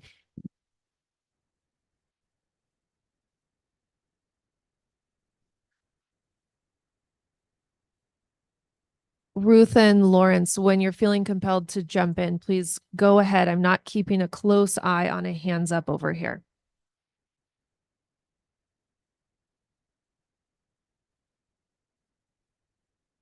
I think listening to everyone's responses and um how I feel about like land ownership, it's very a double-edged sword. Like I do believe that it should be controlled more locally and like, but just looking at the farmer worker and farmer dynamic of like, yes, that is to generate the money, and maybe that's not, it is extractive, and to an extent I think that like the push for regenerative can only like go through that, like looking at land trusts and how they've kind of just sat on land and making sure we can get people on that land, and what does that look like bordering communities that are going to be farming it, because farming it can make it worth having people there. Like the money, I mean, there has to be some sort of income to hold that land and to keep the things going, to be regenerating. So those are some tensions I feel like that arise because it's thinking about, I think, two different things, but very important things that need to be bridged and thought about as like the same thing and not thought about as different things. And yeah, like James said, it's maybe not on like California level. And I don't know if we should like look more, how can we create these solutions here in California of bridging that, and not like for all, if that makes sense. Or just I don't I don't know if that made sense. We've got Leah. Okay. Leah Nelson Dorian. I was thinking similarly. Oh, sure. Hi, I'm Leah Schwartzman. Building on the tension that Nathaniel was outlining just now, I'm wondering what role, if any, does the opportunity to build wealth factor into the definition of land equity? And it's a tension that I've been exploring as well. And again, we need all solutions, not one solution, but some models for land ownership are often in conflict with the ability for farmers to build wealth and have the ability to build wealth over generations. So just wondering if this is also a value within land equity or if it's outside of it.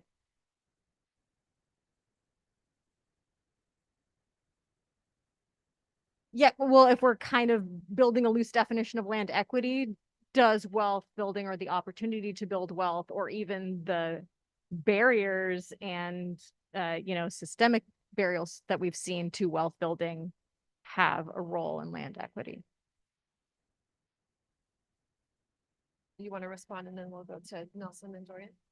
I can go last. I just want to respond to that. No, never mind. I forget now. Okay. This is Dorian. I think, yeah, as I'm looking at key point 1 here, I'm looking at the sort of rational market actor approach to accessing land. And I do really want to de-emphasize that a little more. I think there is, really resonating with Emily's point. I mean, there is a process of coming back into relationship with land that isn't an imposition. It's first learning the rhythms of the land and understanding in what way there can be a relationship to that land. And I think land equity too is also, if land becomes available, it's not saying, well, we have land access available for you, make it work. It's actually taking into consideration what is possible on that land.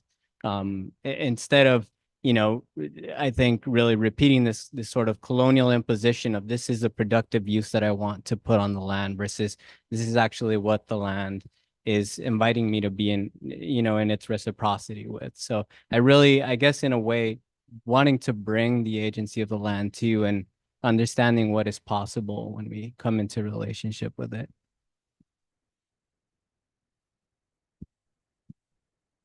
Sure. Thanks everybody for sharing these insights. I'm Nelson, by the way, for anybody listening online. I don't have anything specific to add to this conversation, but as I'm hearing the different tensions tensions, perspectives, I think it's in the best interest of our task force to explore creating a subcommittee specifically on coming up with a unified definition of what land equity is. I appreciate Tess naming that this could take months. This could take quite a while. Maybe not. Maybe we can arrive at it in this session right here. But when I'm thinking about the outcome of this task force and having tangible recommendations that the governor and legislature is actually going to utilize, I think it's great. It would be great for us to kind of name that definition so that they understand what we mean, and that can trickle into actual real policy recommendations within all the complexities that are being named right now amongst us, since they will not be, necessarily listening to this conversation. So that's mostly just like exploring the idea of putting a subcommittee to come up with a unified definition. Then James. I see Ruth's hand up to it.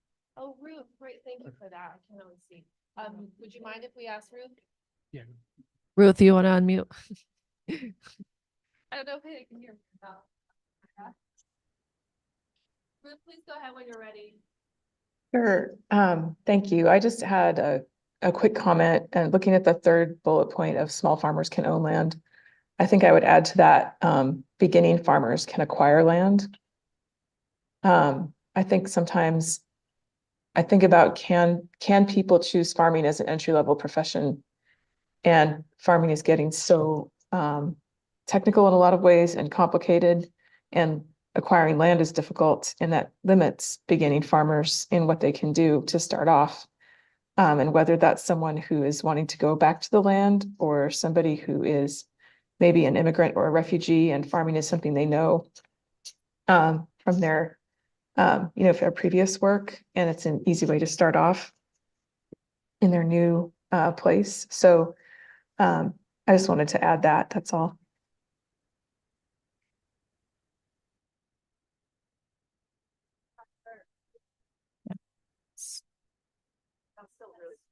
Oh, this is one other. That's a public member, so we'll turn to the public after our conversation. Sure.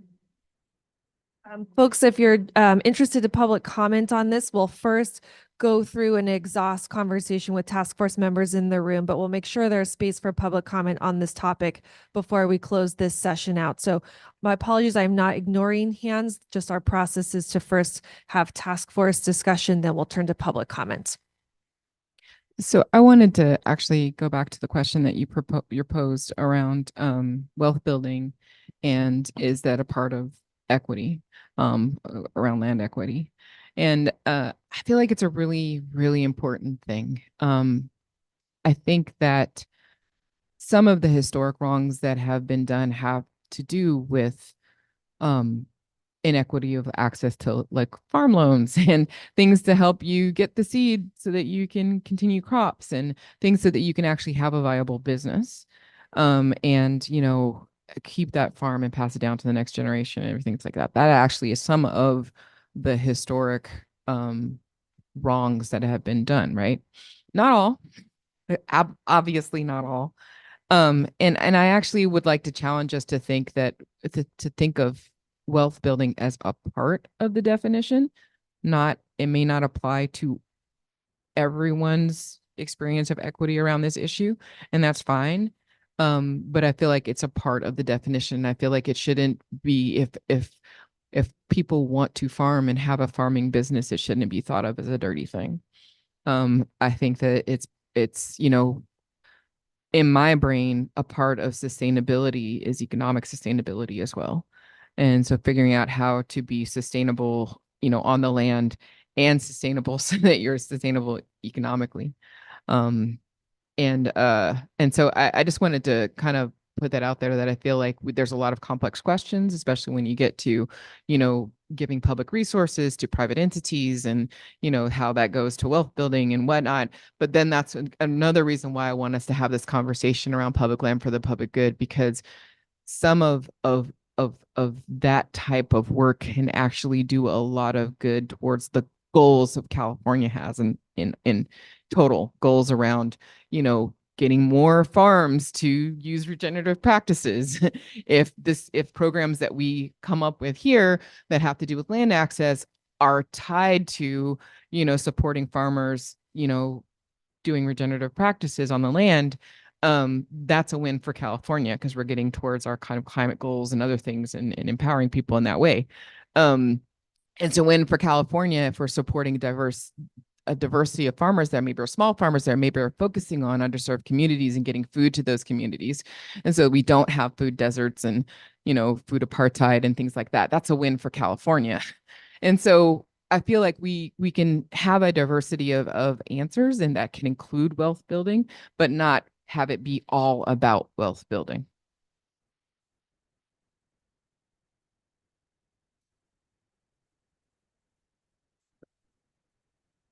James Nakahara, I agree with everything that Doria just said. And I had two thoughts. One, was that sometimes when I'm thinking about what land equity is, it's been helpful for me to think about what it isn't as opposed to what it is, because I think it can look like a lot of different things. And I actually think trying to land on like a 2 or 3 sentence definition is going to be really, really challenging. I almost think that like a definition could look like a series of tenets or like practices or values, and then like a certain number of those need to be kind of checked in terms of boxes when we're looking at like, is a project or an endeavor or some type of whatever end product thing is that it like addresses, that it checks some of those tenets under the blanket of kind of land equity, versus like land equity is this period point blank, this is what we've come up with. Because again, I think what is going to work well for some folks is not going to work well for others. People might want land so that they can just go hard into business. Like they're just like, we've been kept out of access to land. We want to like crank really hard. We're like not anti-capitalist. We're like pro free market. We just want to go. There's other people who are going to be like, I'm anti-capitalist. I don't believe in any of the current economic paradigms. I want to live in relationship with the land and be left alone. All of those things are valid. But to some extent, they're a little bit antagonistic in terms of like a unified definition for what land equity could mean.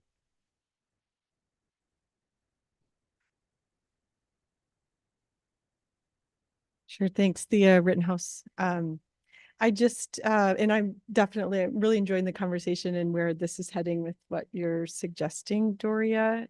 I think it really resonates with me, and I think also for me the part that I have a little tension or is the fair and just the access word, because I feel like the bullet point that's for a little bit further down that says those who have been excluded from land access are given priority to land and resources seems like it would more clearly address land equity in my mind than just fair and just access for all, because that's not what historically and what currently is happening, and prioritization for those who have not had that. And that means not only in just access to land, but also all the kinds of resources we're talking about and all the different types of communities that we're talking about, what that means to different people, but that it is more than just access across the board, a general statement, but more prioritization for those who have not had that before.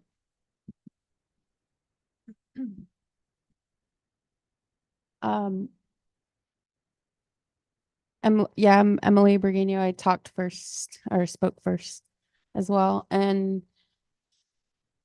I just also quick note to keep consistency of throughout the whether it's the definition or the charter or the bylaws, just would like to reflect tribal nations because we are sovereign federal governed nations. And you know, up here it says on our PowerPoint, return to tribes. On this document it says return to indigenous communities. So I just would like to see some consistency on who we're talking about. And to go back and what I mentioned about the it kind of ties into what I talked about before when we're talking about just access, a fair and just access to land. And when talking about agriculture, you know, the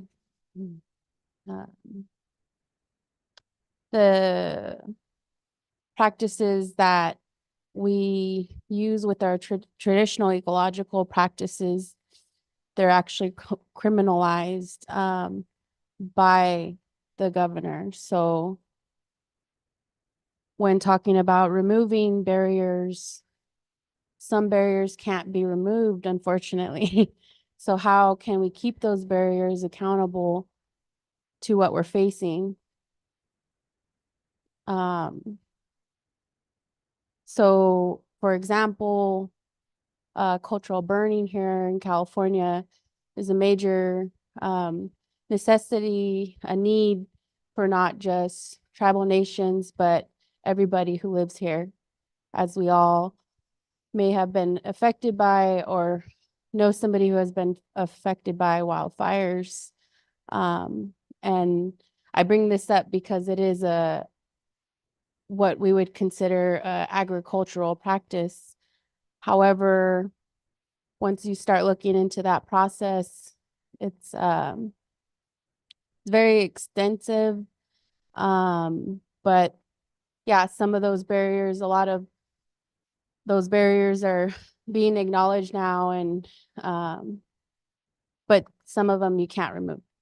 So and the key point, the second key point, land equity is achieved when barriers are removed and resources are provided. I just want to propose the question to the task force and those listening in. But what about when we can't remove those barriers?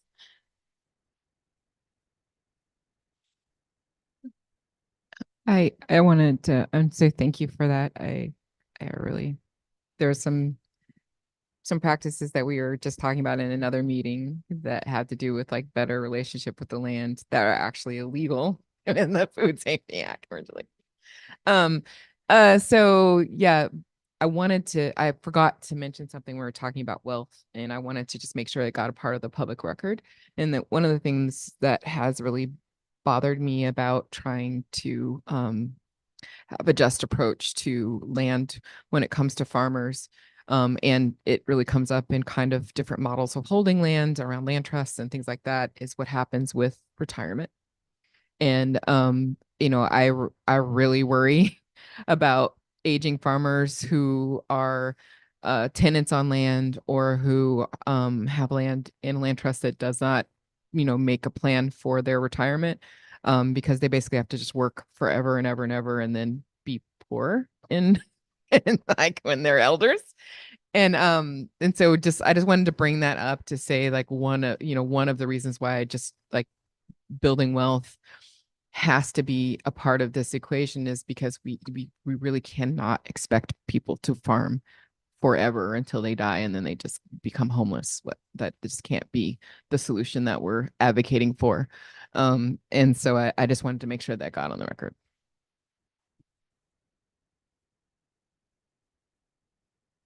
Hi, Leah Schwartzman. I thank you for that. I have a couple of different comments that came up, but from what Doria just said, and speaking of barriers that we can't remove, the tax law is prohibitive to allowing farmers seeking to retire from passing off their lands to a new generation of farmers while they are living. And so that creates a problem in our tax law. You have to die to pass your land on to a relative or a non-heir farmer. I don't have all the solutions for that. I just have that problem identified, and succession is a big topic because so many lands are going to be coming available from private landowners in the next 10 or so years. And I'll give it to Nate in a second, but the other thing that I just wanted to mention from Thea's comment and for our key point 1, which is that I agree the word access here is insufficient. Land equity means land security, not just land access. So the way that lands are held, when we're talking about land equity, it's not always an ownership structure. So it's secure access to land through secure tenure structures, I think, not just here's this land on a month-to-month lease. Are you happy now?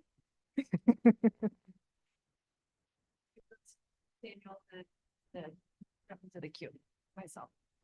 Yeah, just responding to what Leah said, that was my question. Access to land, does that just mean like it's for sale, it's affordable, and like what do we do when we can't really take away that affordable barrier that's very obvious in California? I think that's kind of moves us to what can we do? What does that look like to remove that affordable barrier? Getting farmers together to be able to accept that tax. I mean, legislation doesn't seem that crazy far off to seeding these things. But at the same time, looking at what can we do now for this situation. Thanks, everyone. Robust discussion so far. And I just wanted to make note. So there's a lot of thoughts and ideas getting shared and bounced around, and some of them are directly related to the definition, and some of them are going to come up again with some of these key topics that we're about to explore. But I just wanted to acknowledge that we're tracking it all, because I think later they're going to be slotted into these different conversations. And while some things might seem a little bit like a massive barrier right now, I think part of your responsibility as task force members is to highlight that and elevate it and explain why it's a barrier and why you need to spend time over the next however long as, you know, a collective breaking down that barrier. So we, you know, in this moment, we don't have solutions, but all solutions start with the conversation. So there's a proposal on the table as well from Nelson to form a subcommittee to continue to explore the definition of land equity that would in turn support and give some validation foundation to your recommendations documents. Do we want to talk about that now, or do we want to kind of come back to that and think about subcommittees at the end as a whole? Anyone have strong feelings? Okay. Okay. So I'm gonna great. That makes a lot of sense. Leah, yeah. I was about to start one. I'm running out of whiteboard space. I'm gonna flip it around. But great. Yes, please, Sean. Just wanted to quickly respond to your comment, Nate, about thinking about legislation, and this body is developing recommendations for the legislature and the governor as well. So that's I just wanted to clarify that to it's not necessarily off the table. It's sort of the purpose of this. So yeah. Okay, just want to make sure that was This is related to I think something Emily had said to do in terms of what these barriers are, and then so just to be clear again about the work that we're trying to do, what you're trying to do. Thanks. So we're going to move forward in this portion of our discussion. Tessa's going to give us a little more framing, but we're considering this one unified agenda topic. So members of the public, if you want to speak on this, that'll come at the end of this larger conversation. Yeah, and I don't know if on your end, Megan, you can send everyone on Zoom the public comment link. But I will say I can't do that to everyone, but I responded to a Q&A, an anonymous attendee, with the link. So if anyone online wants to do a public comment, you're going to need to click that link and follow that hyperlink to fill out the form. Okay. That's the meeting webpage that I shared. So yeah, or just go to the meeting webpage Okay, itself. and we'll throw the link up too when we pause for public comment instructions. Okay, great. So, okay. Yeah. So I think really naturally, we started talking about these topics that you all might want to consider as a task force to prioritize as we move towards a set of recommendations. And so what this next section is, you can go to the next slide, is really an overview and again, a synopsis of what we heard in all of those one-on-ones with Megan. And we essentially tried to organize all of the many different challenges and potential solutions that you all shared, that you had top of mind during those conversations. So we structured what we're going to share into 7 themes or 7 topic areas. It was really just intended to provide a framework for you all to digest and to present today. So just, saying again, we're not attached to this framework. We're not attached to these specific topics. This is a way to present the information, and then you all can really dive in and provide suggested changes, additions, revisions. So here are the questions we're asking you to hold again as we talk through the topics. And you can go to the next slide. I guess maybe go back really quickly, sorry. So just to note, the third is kind of the new addition here. Which ideas would you prioritize for developing recommendations? So just holding that in mind as the ultimate goal here. Okay, you can go ahead. So just to start out, to give you kind of a high level overview, these are the 7 topics that we're going to walk through right now. They are in the packet again. So I'll just go over them really quickly. Land access and tenure. Land access specifically for tribes or tribal nations, land markets, financial resources, sustaining natural resources, regulations, and meeting diverse farmer needs. So I'm going to go, there's one thing to say is that we're going to share specific topics that you all mentioned under each one of these themes. And of course, like the organization could have happened in a different way. And so I'm going to walk through all 7 of them so we don't get caught up in one topic and then we end up talking about, different ideas under topic 6. So I'm going to go over the landscape view and then we can talk about each one of them individually. So go ahead to the next slide. Okay, so the first topic here, land access and tenure. And here is a short list of the specific ideas that were shared by task force members. And so I think some of the ideas that you all were just sharing right now are reflected in here.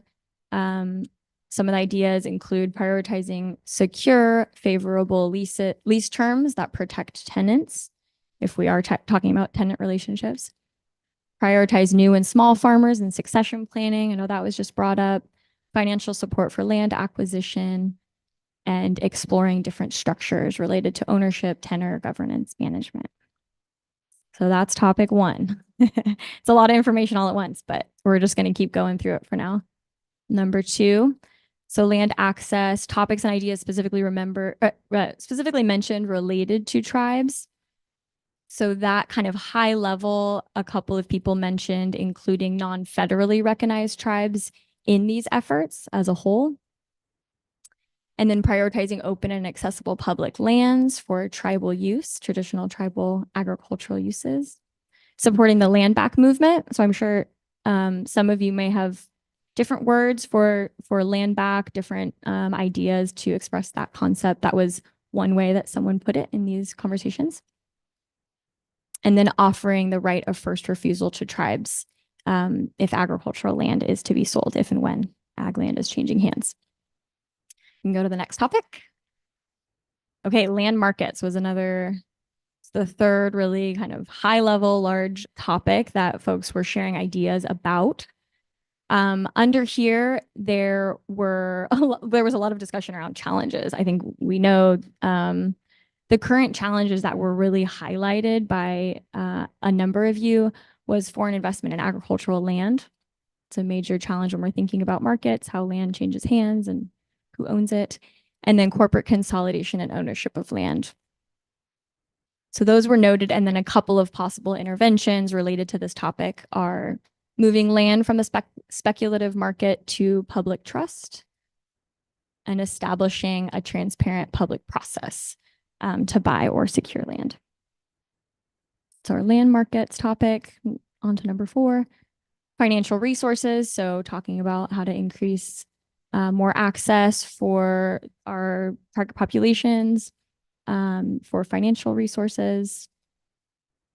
Yep, we can see performing loan programs, limiting land tenure as a prerequisite for some of the existing grant and loan opportunities, and instituting stronger financial and business support. Go ahead to number 5, sustaining natural resources. So this was kind of, again, like one topic that's really, really big and could have been organized in different ways. And we ended up putting these topics that were specifically shared by you all under this header, including water conservation, soil health, and pollinator benefits. Again, in this conversation at large, it's not just about the specific land itself. Promoting traditional ecological knowledge and cultural burning is definitely what Emily was pointing to, talking about how we can promote that, what that does look like if it's currently illegal. Protect natural and cultural resources, considering water access and rights in the conversation, and keeping land for farming instead of development. And then regulations, another crazy big topic. So there were kind of 2 major subtopics, you could say, shared under this concept of regulations.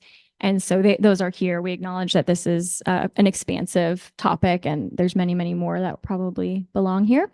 But what was mentioned was making regulations that are currently designed for large scale farms work for small farmers. And the example that was given was the Sustainable Groundwater Management Act. And then evaluate land use planning. So that is a large, very, detailed and expansive topic on its own. And on to the final major topic, meeting diverse farmer needs. So a lot of you, again, pointed to the fact that when we're talking about land equity, it's not only about the physical land itself, but it's also about all of the kind of context around that, thinking about farmers and people on the land as whole humans. And so needing multilingual outreach materials in these efforts, immigration reform to allow for land access for undocumented people, housing access, and then food access and security. So that is, I'm sure, a list that could be expanded as well, but some of the specifics that were shared. So there's, yeah, the repeat of the 7 topics. I know that was a lot to take in. But again, we're going to give you maybe a couple minutes, maybe 2 minutes of silence to absorb all of that and then brainstorm, and then we'll open up for discussion again.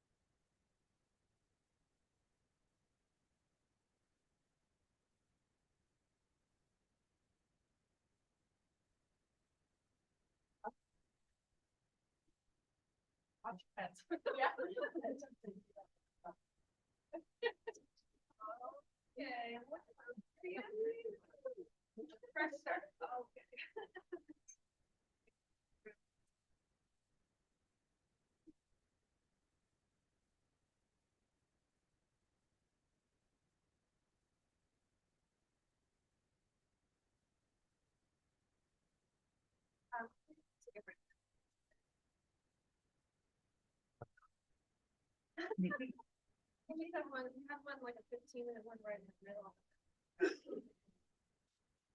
So maybe we can start this conversation and then take a break and have public comment.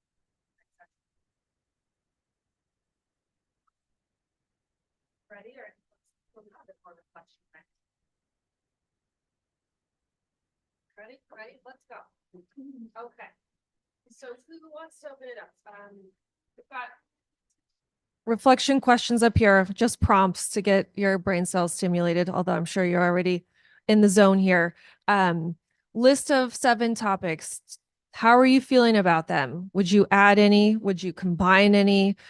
Do you want to add some detail, some commentary under any of them?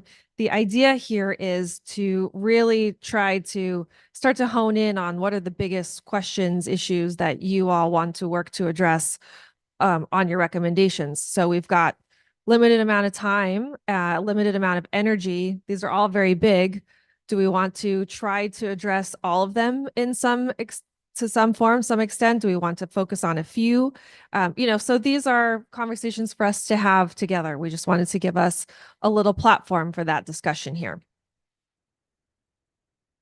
Okay, let's just start floating the mics around.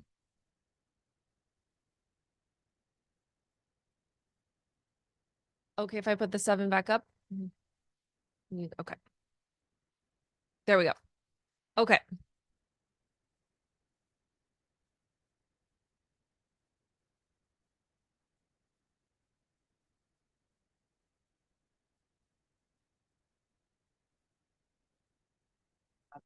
Okay. I feel like I don't want to take it. Oh, go ahead. Okay. On the spot. Nelson Hawkins. I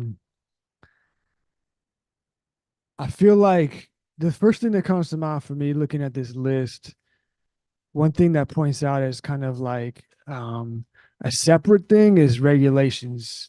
And what I mean by that is like, I feel like each one of these, we can explore regulations underneath each one. Maybe not. Like some of them may not have regulations, but I feel like that's such a big topic that we might want to explore regulations as an outcome on some of these. And I'm kind of looking ahead on the briefing materials when I look at examples of policy recommendations, other task force such as the Washington State Environmental Justice, the California Reparations Task Force. There's some recommendations around compensation. There's some regulations around policy changes, guidance programs, institutional changes, financial changes. And I feel like those might be something that we can break down within each of these categories, regulations being one of those. So that's all I had to add right now.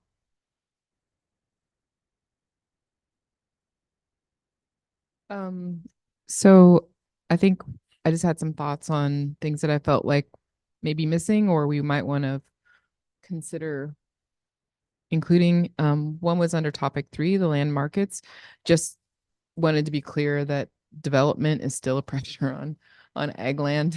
And I don't think it's explicitly named. And it just really is still a pressure on ag land, like on prime ag land. And and then I also wanted to just talk about or enter into the conversation here on the role of market conditions and fallowing of land. Hundreds of thousands of acres being fallowed sometimes because of market conditions and not ecological conditions. And I wonder how that plays into this conversation, like land that is not being farmed and may never be farmed again because, markets have collapsed in whatever particular, commodity that was being grown. And it wasn't an ecological issue. It wasn't like a water access issue. It was just literally a market issue. And it just seems like a prime opportunity to look at the possibility of those lands in this conversation. And then, we mentioned water access in other places, but I just want to mention it again because water rights just so much determines what you can do with the growing things. And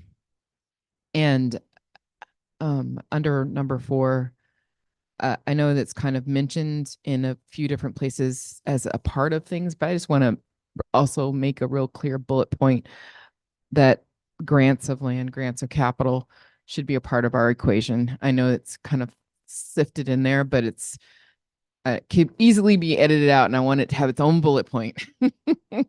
and then finally, under number 7, one of the things that I've learned as a CDFA member is a part of this list of meeting diverse farmer needs is healthcare access, especially in rural communities.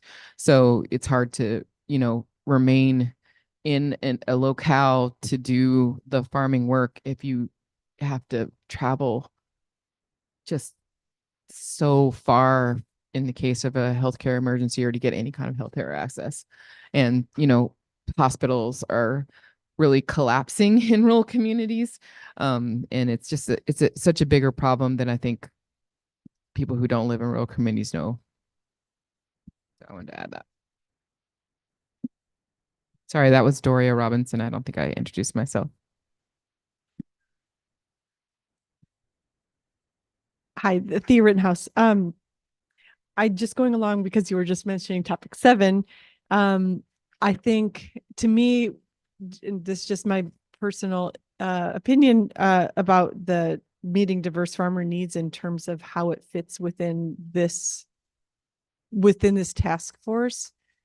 To me, it seems like this would be a component of all of the other parts in the way that we're making decisions about our recommendations, like whatever recommendation that we're considering for all of those other ones that we would be considering, also the context in which those things are being recommended, like the reality of the agricultural system, the reality of healthcare, rent, increasing expenses all around, all of those other things, that we're careful about how so maybe not necessarily like we have to solve that problem, but that is a consideration of how we're going about our recommendations for policies or whatever they may be.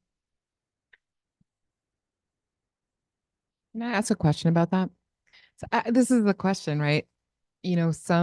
Some rural communities have extreme kind of barriers to folks entering into land tenure in those areas.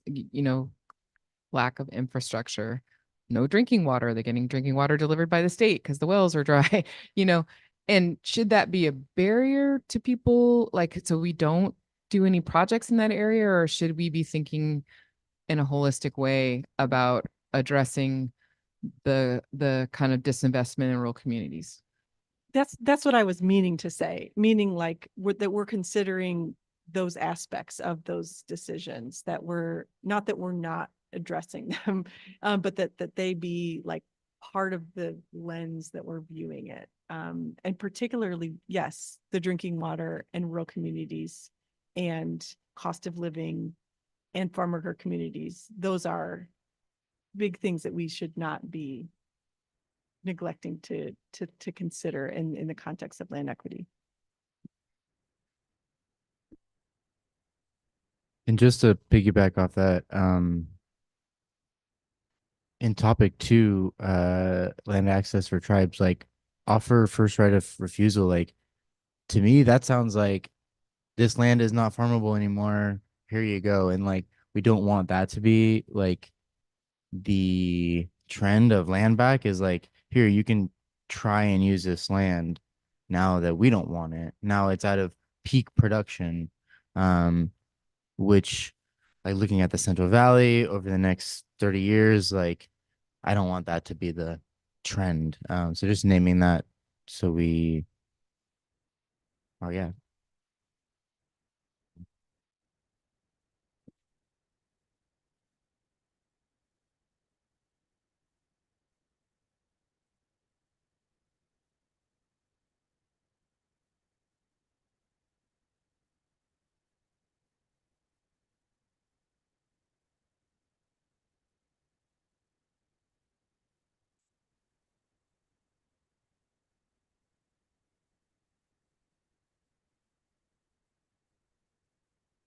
Just gonna say that, oh, sorry.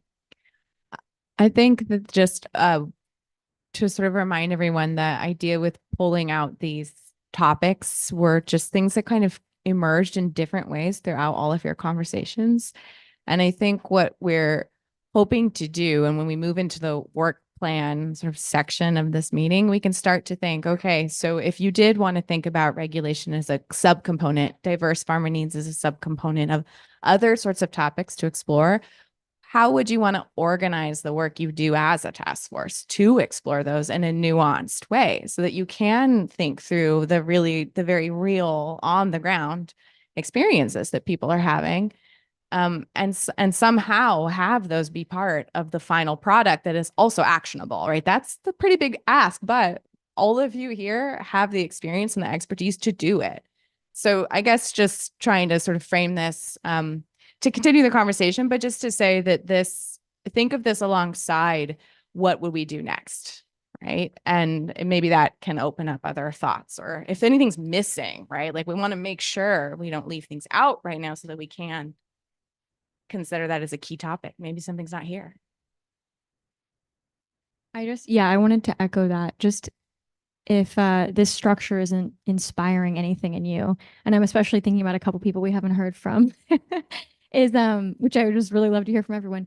If this isn't doing it for you, just think about your work. Think about what you want to see in those reflections, the types of projects, the types of challenges you want to address, and we'd love to hear about that right now. So.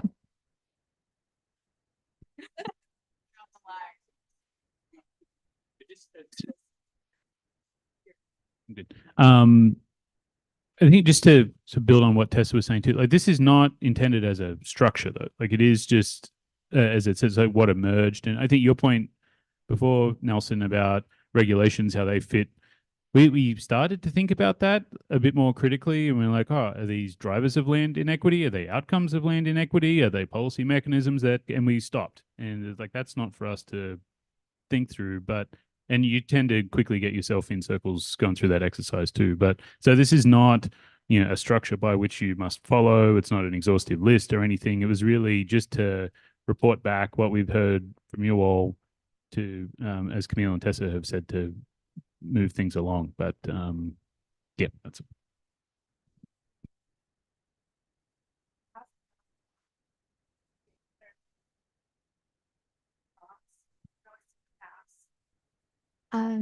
I would really like the topic 4 for financial resources because it happens in my when I communicate with the farmers, this is Chizo from CARC Resource Conservation District. So and because of my former working experience and my language abilities, I have 135 Asian farmers in my cell phone. So they contact me all the time with different things. And a lot of times they are related to land equity. I have several farmers. They are having land equity issues and they're related to the financial resources because they are immigrants and they are not qualified for a lot of loans and they're struggling for that. They know sometimes they have their way to find the land, but they're just not able to access to different loan programs through USDA or through the state or through different agencies. So I really like that, and I really look forward to for our task force to expand these financial resources. And this also related to the regulations and the topic 7, meeting diverse farmer needs. For the regulations, for my working experience, those immigrant farmers, they have huge language barriers, and those regulations put a lot of barriers for them to manage their land, to sustain their land, or access new land. And it's not only for SIGMA, but also for other regulations like the water regulations. You have to monitor the nitrogen content in your water. There is a lot of water testing. They have to struggle to find water testing companies with language barriers again. And then they have to turn all those water reportings to make self they stay compliant with the regulations. And then there are food safety regulations, even though they're producing specialty crops, most of the times those crops are consumed not raw, but they still need to be compliant with the FESMA. And also meeting diverse farmer needs, like that multilingual outreach materials for those underserved farmers, the Latino farmers and Asian farmers. A lot of times it's because of their language barriers that they can't access to different programs, can't access to the land, So multilingual outreach materials is always, when I do outreach or communicate with our partners, I always point out multilingual outreach materials for every program. All program is very necessary to make sure we have equity in the whole agriculture system. Sorry, that's a lot.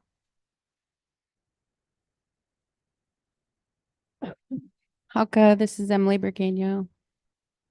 I think I just would add for number 2, for the second bullet, prioritize open and accessible public lands for traditional tribal agricultural uses. Somewhere, somehow, some language about co-management when it's talking about public lands and access to that, and what those co-management agreements look like, developing an MOU, as well as I believe they're MOA. So having that understanding, but also that agreement of what actions will be taken. And then I had what for number 4.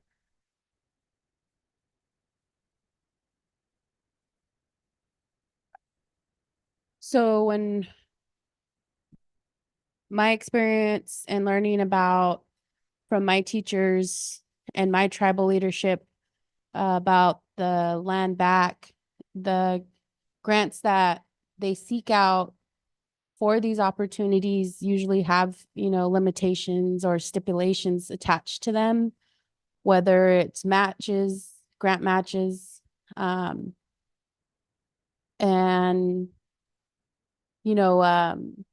so without naming any specific grants, one stipulation for a land back fund was to buy the land back, but you can't build on it.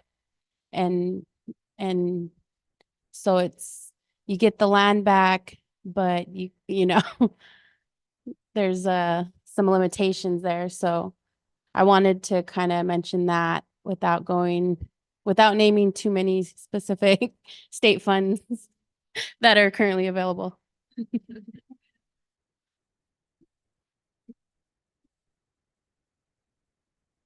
Oh, possibly, it's like. Oh, yeah. If you have, just to share, please give, not, carry it along. Just Want to make space Nothing. for. No, nothing else there. Let's see. I mean, what comes to mind for me is more maybe guidance and like legal. I don't know if that falls under these, but and my name's Irene. I think, you know, situations that we've come across with líderes campesinas and small farmers that are immigrant farmers that don't have access to many financial resources. Many of them who had been farm workers, let's say for 25 years, they get to a point finally where they can access land or buy a home, and then they end up maybe doing something wrong along the way, and then they're defeated by certain regulations or maybe lack of understanding of the way the local system works. What do you call it? Permits and all of that, ordinances, and so really maybe some like self-help, some pro bono lawyers, legal assistance that should be available for them. And instead, there's a lot of cultural insensitivity in county agencies, state agencies, and a lot of them are left to kind of fend for themselves. We've even had people that have had tax liens put on their homes. You know, after buying land and growing organic, for instance, a fig farm in their backyard at 2 acres, while there's pesticides being sprayed all in the vicinity, and they have organic, you know, fig trees, and they're being, I look at it as kind of assaulted in a sense, like, you know, their livelihood. So.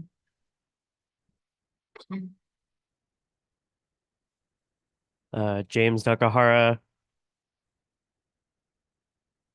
I will just share that I think as we're thinking through this and thinking through for whether or not we adopt like these 7 kind of topic areas as areas of focus that we want to work on, or if we want to structure it some other way. One thing that is helpful for me right now that could be helpful for others, I think we should like not, our ideas shouldn't be burdened by the existing challenges to them, so to speak, like regulatorily speaking. Like, I think it's actually helpful to just envision what the right path, like what the actual solution looks like, and then filter those things through what the barriers are. And if the solution requires like a huge change, then we know that that's a huge change that we want to encourage, you know. Like, I just was thinking that like anybody who's doing anything to make their land better, to improve soil health, biodiversity, anything that's beneficial for humans, like that is like a net benefit for California. That's a net benefit for everybody everywhere. We have no incentives that support. We do in various means and ways. We have support. We have incentives that support those practices, but there's a lot of people doing that don't benefit from any of those, and you know, things. And I think that's another element to all of this. But yeah, we'll stop there. Leah Schwartzman. There's so much. I'm not going to go like, because there's a lot of comments I could make on all of these individually. I think I have more of a question or a suggestion around, I think these are decent and we could have a debate on if we want to add or rename or whatever. I just think that number 1 is obviously like very large. And so we could possibly think about ways to split that one up. I think there's a bunch of ways we could think about doing it. And, we could talk about like private versus public lands, or we could break it up by the type of models or structures that we want to be exploring. There are so many ways we could break that up. We could break it up into like land access and tenure and security. I mean, anyway, so we might want to, and I'm sure there are others we could break down as well. So, putting that forward as.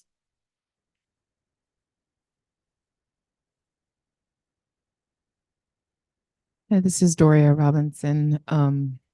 One, I would love to put a hope in there that we reduce the number of categories that we could possibly break out into committees in. Because we're not so many people, even counting those who are online.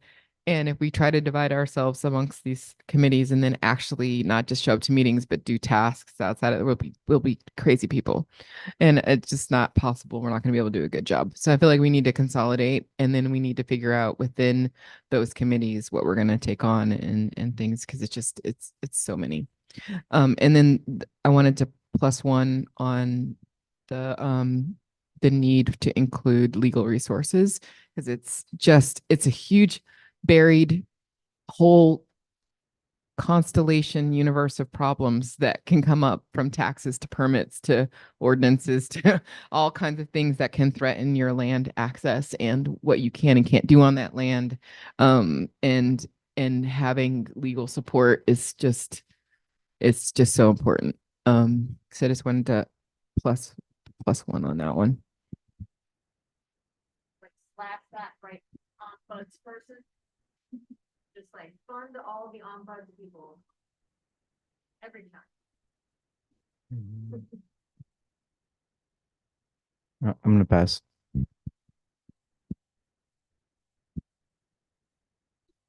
When I hear people speaking to these topic areas and categorizing them and simplifying them, one thing that sticks out to me is maybe taking out land access in number one and having land tenure, because I feel like land tenure itself can be broken down into subcategories or kind of like focus areas. And thinking, I don't know what this looks like, but I know that there's different perspectives and definitions of like what land tenure is. And I pulled up just a couple real quick on, Google or online, and some define it as the relationship, right? Similar to what Dorian was mentioning earlier, is like that, and Vice Chair Burguena as well, is a relationship. And then some define that legally. Sometimes it's customarily defined among people, individuals, or groups with respect to land. Another definition that's a little more robust is the relationship that individuals and groups hold with respect to land and land-based resources, such as trees, minerals, pastures, and water. Land tenure rules define the ways in which property rights to land are allocated, transferred, used, or managed in a particular society. So when I say that, it's like, is there a way that we can create a different type of land tenure that can encompass all these things that we're mentioning in a way that can include generational wealth or generational security, if other people, have a sticking point with the word of wealth when it comes to financial equity, racial equity, gender equity, these different terms that have different meanings in different contexts. Is there a way that we can create legal mechanisms for land tenure in California that isn't rigidly confined within a colonial relationship or ownership relationship, in a way that we can encompass all these things that we're discussing? I don't know. It's something to explore. Lawrence and Ruth, we were just going around the table here and letting members, if they had other thoughts to add to the discussion, share them. Would either of you like to add any thoughts?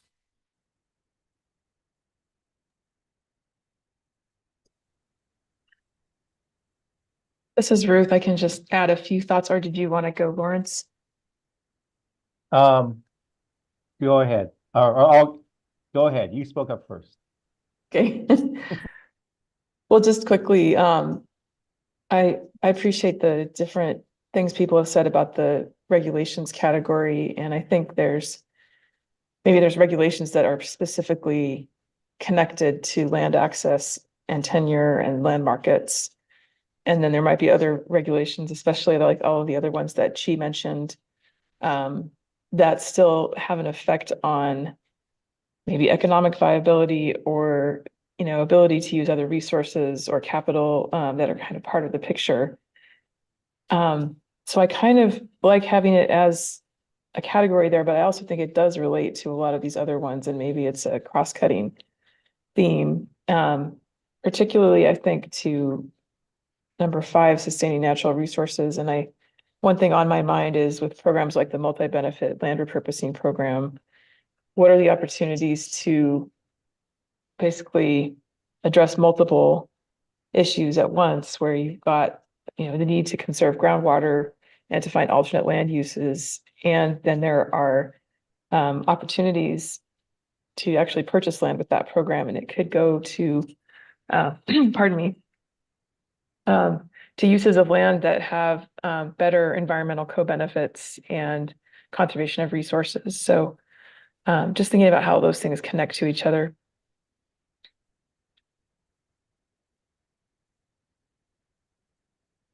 Thank you, Ruth. Lawrence, please go ahead. I would just add that I'm grateful that there's a bullet point for tribal nations, and any time that we can include tribal nations in the conversation in all of these topics and all the topics that we discuss, that's great to see. And I would just encourage that we continue to do that. That would be my contribution. Thank you, Lawrence. Thanks, everyone. Wondering so we have some ideas here. We just kind of had a brainstorm of ideas. I'm wondering if this would be a good time to either hear public comment and then take a short break, come back, talk through the work plan, and underneath the umbrella of the work plan, start to think about potential formations of subcommittees. Okay, do we do public comment and break, or break then public comment? Public comment? Great. Okay. So do we have any members of the public in the room interested to comment on this discussion topic? Not seeing any in the room here. Folks online, perhaps Daryl. Okay, great. Daryl, I'm going to promote you to panelist. You'll have to accept the invitation, and then you'll be able to unmute and give us your comments. Great. When you're ready, Daryl.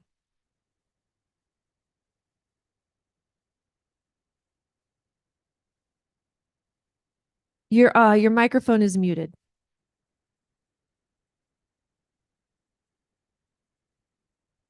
Okay, good afternoon. Can you all hear me? Looks like you Yes, can. thank you. Yes, we can. Thank you. Okay, well, no, I appreciate it. Enjoyed your discussion today. My name is Daryl Lucian, and I represent 40 Acre Conservation League, which is an African American land trust that has recently gotten some attention because we have acquired about 650 acres of land, timberlands to be specific, and hope that forestry is included within the definition of agricultural lands. You went through a lot of topics, so I'm going to speed through some things that came to mind off the top of my head here. First thing I want to do is echo what some folks said, that wealth building is vital within this conversation. And I think to bring a little bit of context to what you all are doing, I spent 8 or 9 years or so working in the California state legislature. And, there are any number of commissions that are started. I can assure you, and I would really, really encourage you, don't be as broad as sort of all of the things that were mentioned, because it's a recipe to develop, I think, a nice, shiny report and have nothing implemented. Be specific, focus on the core.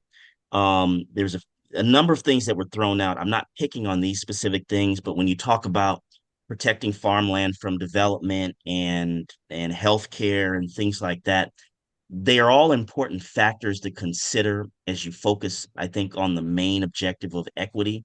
But those topics are so complex. They have their own commissions, departments, and agencies within California government. And if you spend too much energy on that, you'll really be missing the mark. And, you know, the changes probably won't be implemented. I would encourage you to focus or kind of frame your thinking on stretch goals, and maybe right below that ambitious goals, and then maybe below that near-term goals, and then below that, things that need to happen now or yesterday. And would encourage you to look at any combination of um, agency or state agency or perhaps local agency practices, regulations, and then obviously laws as well. I think it's important for you to really, really consider that. And some of you alluded to it. There are a lot of state agencies that are doing aspects of what would amount to a very successful land equity program, but they're not necessarily doing it under the banner of equity. The closest might be specific funds that the governor has allocated for Native American tribes to do sort of that land back effort. But the Department of Conservation, Strategic Growth Council, Wildlife Conservation Board, all of the conservancies, they all fund combinations of land acquisition programs, and they are already funded. And so I would really encourage you to look at the existing framework and consider, what minor tweaks might make these programs more equitable. I don't know who mentioned it, but whoever mentioned, all of this land that land trusts are sitting on, we've been saying that since our beginning. Land trusts are sitting on too much land. They will lease it out. They will lease agricultural lands out. They lease it for the most money that they can get. And they usually do not take equity into consideration. So if the state were to, or we'll just say this committee were to really consider what type of requirements might be imposed on funding that is given out to land trusts for the purpose of acquiring land, and might consider the extent to which, without violating, civil rights laws and all that reverse discrimination stuff, but really incentivizing new and beginning farmers, socially disadvantaged farmers, you would be, I think, in an area where we're actually doing work now and having some conversations with the legislature, and have even gotten a bill introduced that would really promote equity.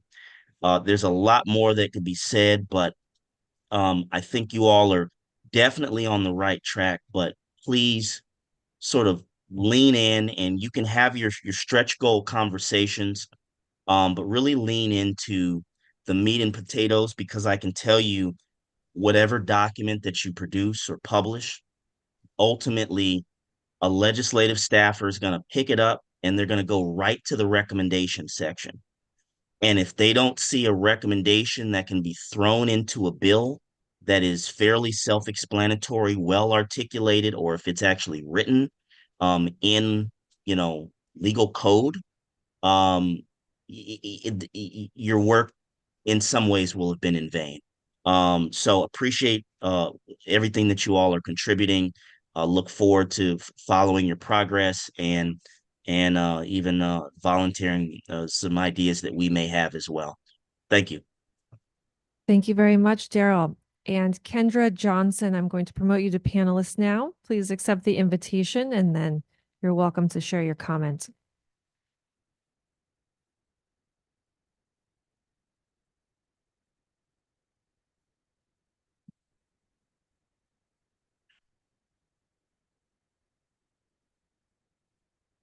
Right, Kendra's connecting. When you're ready, Kendra, go ahead. Thank you. Hi, everyone. I really appreciated those comments, Daryl. Thanks for that, and the call to have the broad conversation while remembering to propose some actionable changes is a great reminder. There's so many things that I'd love to say, had some thoughts on some suggestions that came up around how to think about and parse out the paths forward for land tenure. But I think I'm just going to say happy to be a resource for any of those things, and we'll look forward to continuing to attend these meetings. And in the meantime, I'm wondering, and forgive me if I've missed this, if there's a bibliography or reading list of both the background reports that this task force was based upon, as well as some of the work that you all are bringing to this that could be accessed in one place, so people could see kind of what work's been already accomplished that will help us get an idea of what the inequity is that we're looking at. It's really important that everyone have a real shared understanding of that, and where can we go read more about it. And then as the task force continues, I really look forward to seeing these these individual committees working on specific aspects of it. Thank you. We have one more commenter, Shanna. Yes. Shanna, when you're ready. Wait, is Shanna a panelist? Here we go. Shauna, I apologize. Shauna.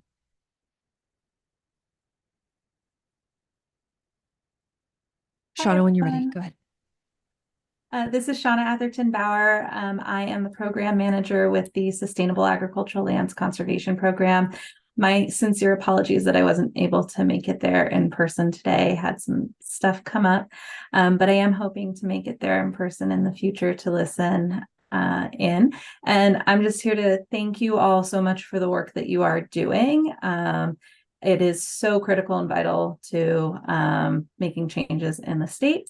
And just wanted to let you all know that I'm here and I'm listening, and I'm really looking forward to the recommendations that you all come out with.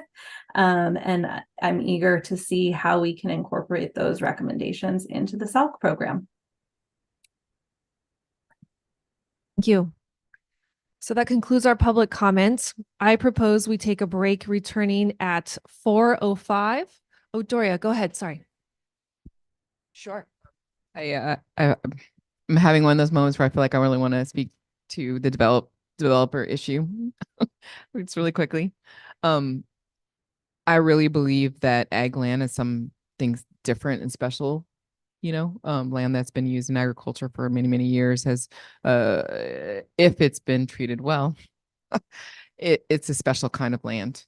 And when you lose it to development, you lose something that you can't rebuild overnight. You can't just throw some compost on another piece of land that's been used for other purposes for 100 years and think you've got the same thing. You don't. And so what I wanted to bring in was not just that's a threat, but the threat, in terms of development and whatever, but it's a loss of a particular type of really premium land that's hard to create. And that as we're thinking about land access, I want us to connect, making sure we're connecting people who want to be growing and in relationship with land to those particular types of land. And if those are under threat in terms of, creating a new mall or a new subdivision, that we should be connecting those first before other lands that are not such prime places to be growing things. And so I just wanted to make that clarification. I feel like it is in a unique situation that we don't want to be losing prime agricultural land if we can help it to other forms of development. I just want to second that. And can we do it not when there's a new grant cycle next year, because this land is going to get sold to a developer sooner than that. Just adding, because I see it happen all the time. And I would just offer that I think agree with what you said, but I think if land does need to be developed, like if it's like it's going to get developed and not stay in agriculture, then the use of that land should definitely be like values aligned in terms of public good. Like I'm I feel more comfortable with land that's maybe been in agriculture for some amount of time getting turned into like low income housing than I am about it turning into like a data center for corporations or something like that. And I think there may be some places where that becomes kind of the best option in some circumstances. I'm going to answer back. I have a farmer in particular in mind who is an immigrant farmer, who has a lot of barriers to getting capital. His family is farming on a piece of land that's under threat of development in eastern Contra Costa County. And, for me, in my mind, him and his operation are something that we would want to save. It's been land that's been, cultivated for such a long time. And, if we're prioritizing things, to have that go to more, kind of McMansions, is not the best use, especially when you have somebody who's already on the land, already cultivating it, already doing amazing practices there, who just needs the kind of support we're talking about that don't exactly exist in the current programs being offered. And so I'm trying to pull it out that I don't feel like we should be in this particular commission should be in the business of judging what kind of development is the right kind of development. Right? That's another commission. But I do feel like there are tenant farmers right now who are, have a love affair with the land that they're on and have, barriers, and we should be prioritizing them, not just because of who they are as disadvantaged farmers, but also because of what an asset that land is to the state. Want to share your thoughts? Go ahead, Ruth. I just want to express my support for that discussion about conserving farmland, and especially when good practices are happening on it. Another example of that would be in Riverside, or the Riverside area, where there are small scale farmers, some of whom are immigrants, being displaced by Amazon warehouses. So just, I think throughout the state, there's examples like this.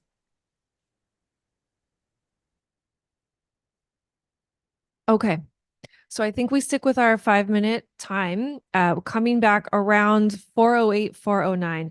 That leaves us about 30 minutes or so to go through a work plan. We want to talk about a timeline and a schedule, formation of subcommittees, and go through your resources. And then let's save it about 15 minutes at the end for public comments, general public comment. Okay. So ready, break, see you in about 5 or 6 minutes.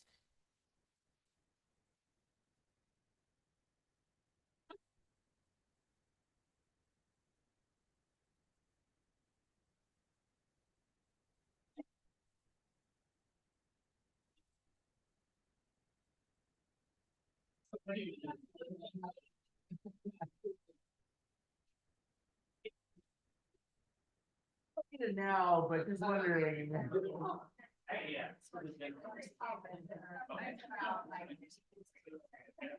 No,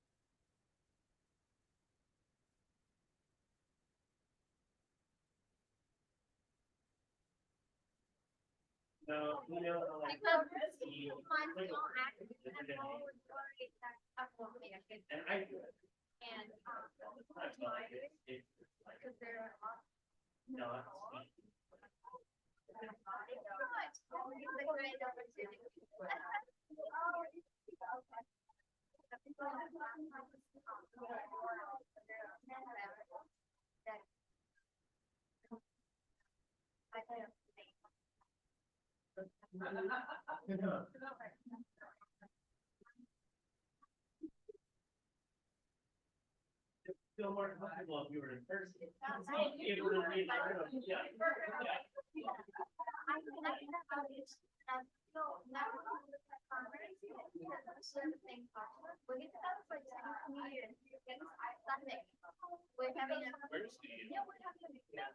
Like in all comments, we have a big giant background that moves the whole.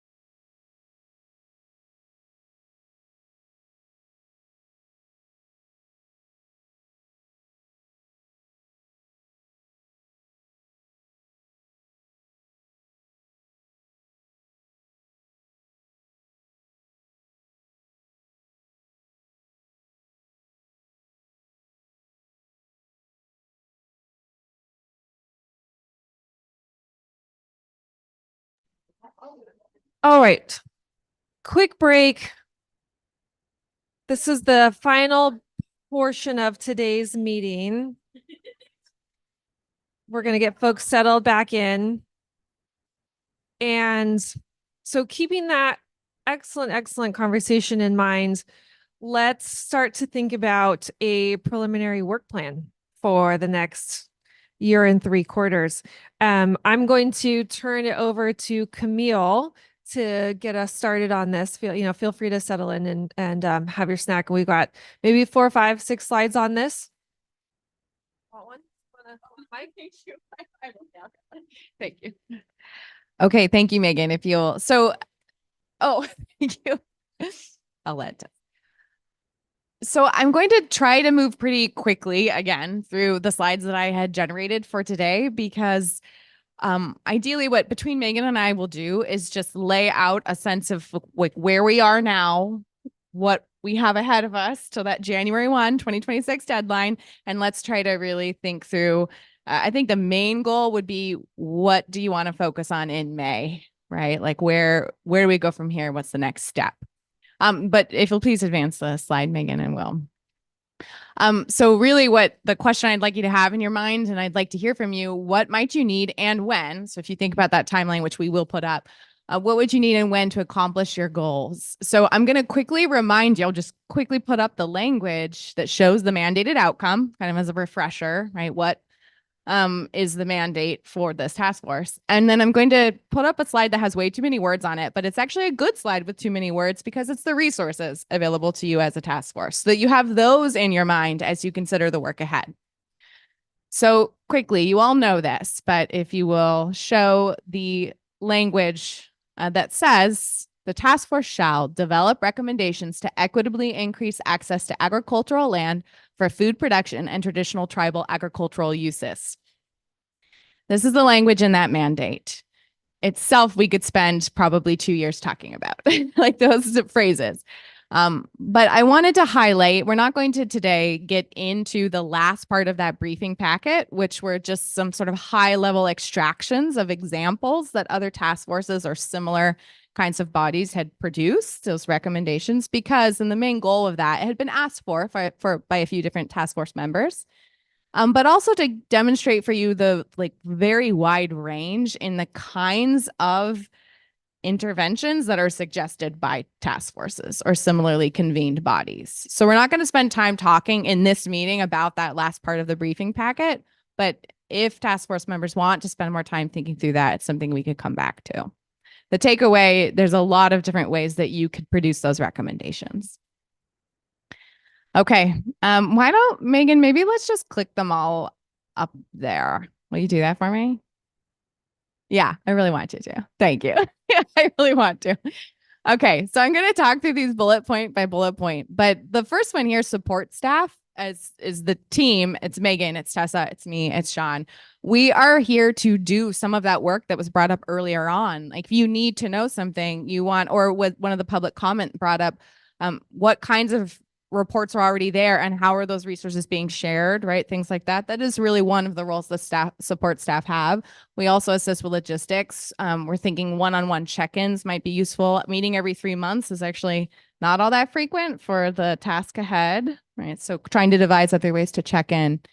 Task force meetings themselves are places that you'll be learning and sharing with other expertise. You can invite speakers. You can request very specific kinds of briefing materials. You can hear public input. And then, of course, as we get further along, that's where we will also spend time thinking about those recommendations themselves. Subcommittees, Megan has a slide that we'll put up after this one that gives a bit more of detail on how those subcommittees, what they might look like. We've already been talking a bit about that. We'll say more. The technical advisory committee, as Sean had described earlier, is right now, it could be kind of envisioned and convened in a way that makes sense for the task force. So as those priorities and as those experts, we have a better sense of who we'd like on the bench, sort of, like what kind of group do we need to convene to support the task force? We can put that together. Site visits are an opportunity for everyone. There are some restrictions on site visits as a Bagley-Keene body. We will say more about this when we talk about our May 9th meeting. But the sort of easiest way to maintain Bagley-Keene standards, right, to meet that law, is for site visits to be on a two or one or two people basis. But that is an opportunity to you all to consider as assigned by subcommittees or by the task force.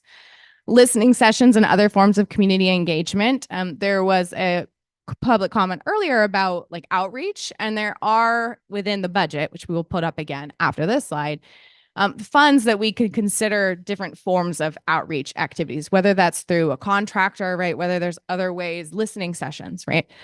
What might you all need to make that outreach possible? That's another thing that's possible for us to consider. And then the funding, right, is what is the backbone of all of these activities.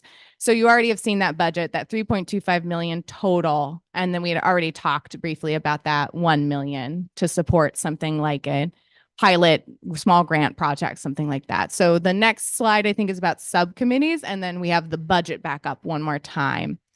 I put the word others here because I just wanted to know maybe there are resources that you all have in your minds that, I mean, really task force members should be on there, but kind of, I was hoping it'd be under task force meetings.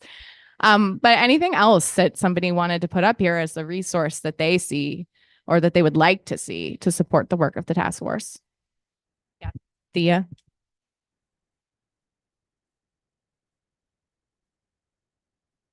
Just to remind, or maybe it's another resource, but we also have the two producer advisory committees at CDFA that have members from this committee on. They could also, we voted yesterday to have an update from this task force meeting as a regular standing item on our agendas, also meeting quarterly. So that I would assume that would also be a resource available in that network within those committees, but particularly the BIPOC Producer Advisory Committee. Thank you.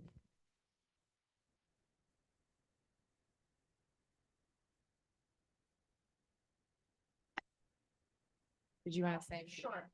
So here's our fancy visualization of what subcommittees could possibly look like.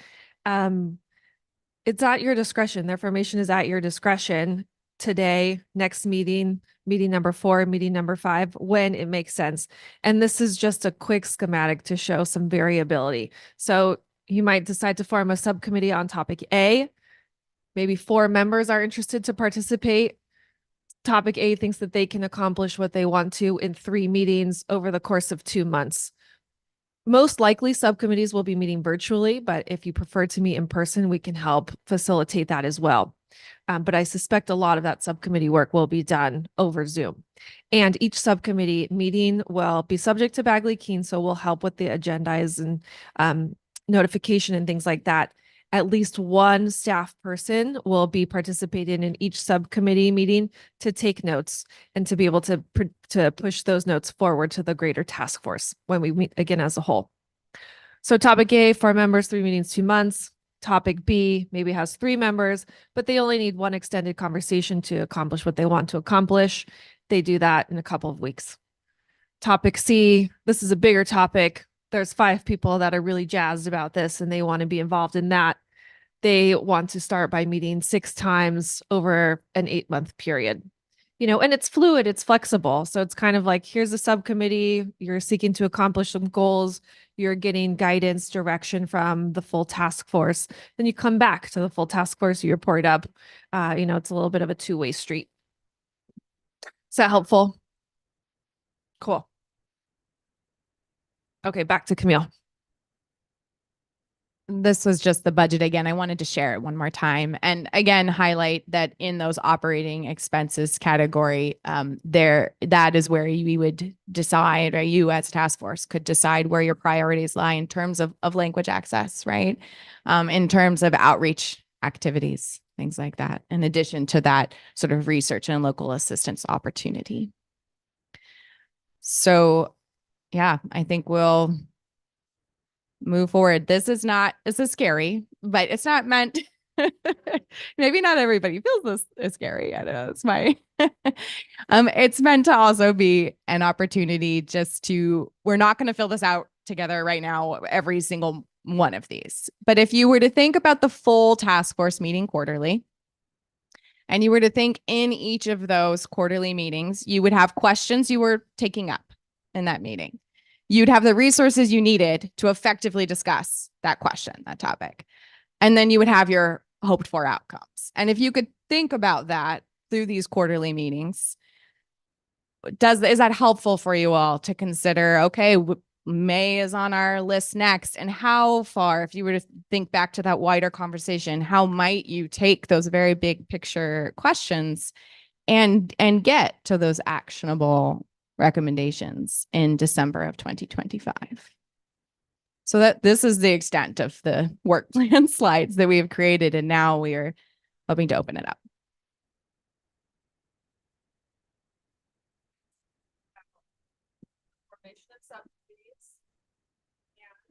Maybe it's helpful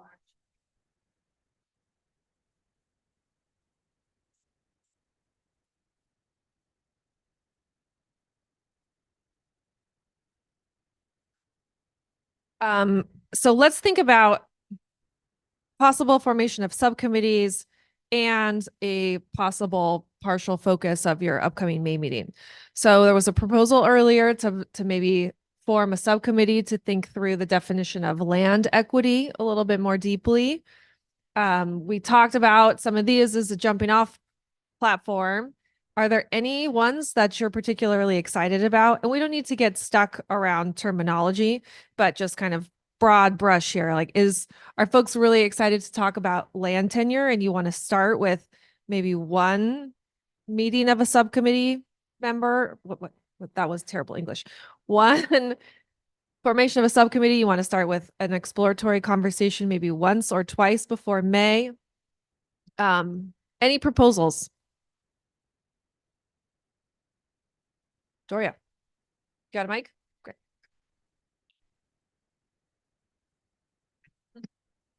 So I like this idea of looking at what already exists and figuring out and really naming what are the barriers within existing structures. So I feel like it's great if you don't have to create something, but we can, how can we retool or streamline or adjust what already exists?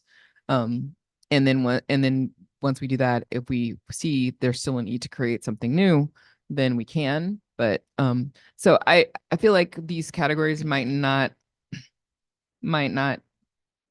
be the way to do this, but I feel like I want to ask for support from staff to gather together the existing programs that exist within state government, that exist within other places that are supposed to facilitate land access. And if we can kind of understand what folks experiencing, especially disadvantaged farmers and tribal nations, what their frustrations are with those programs, what are the barriers that people are experiencing to those programs, and then we can have a meeting about the results from that, because then we could kind of brainstorm that. So it's not exactly looking at these broad categories, but I feel like that would actually do a lot of good.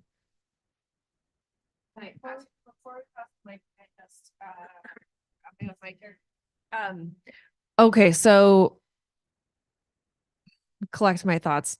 I don't know if it would warrant a subcommittee, obviously not under one of these topics, but if we wanted to do some work in this capacity, some guidance from task force members might be useful. So for example, staff could start collecting a list of existing programs and doing an analysis. But if you wanted to hear from folks like on the ground challenges and barriers to implementation, we would need help connecting to the right people. So maybe a subcommittee that would help us identify the right organizations or the right people and the right questions to ask to then kind of conduct in between full task force meeting interviews. Like that's maybe an activity or some type of a structure. Just trying to think of ways to get that information in a productive way.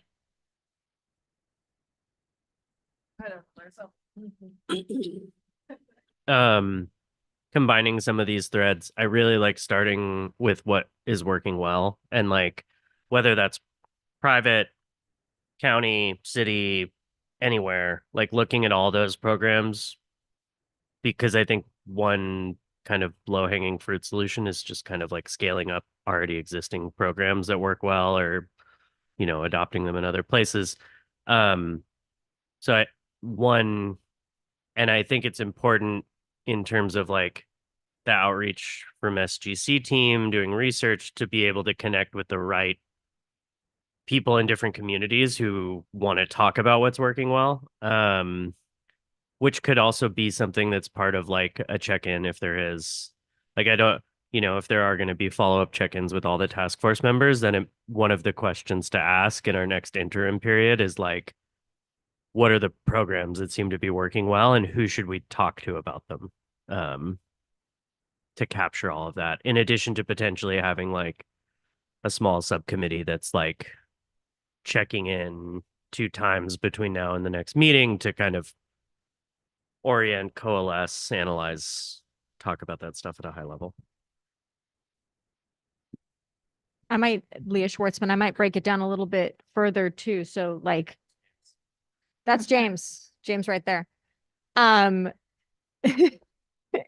So like programs, but then also there's so many different agencies and sub-agencies that are addressing this. And I think that that's actually one problem for access is good luck navigating the, acronym soup.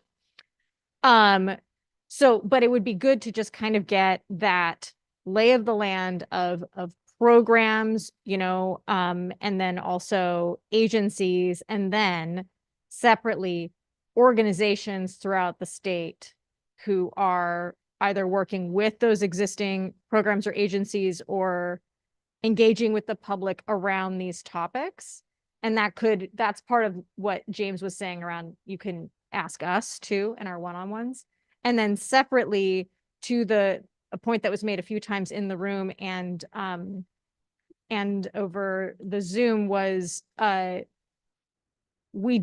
we can and probably should do some listening sessions around what's working for folks and what isn't, but also there are some publications that are addressing that and who have done that work.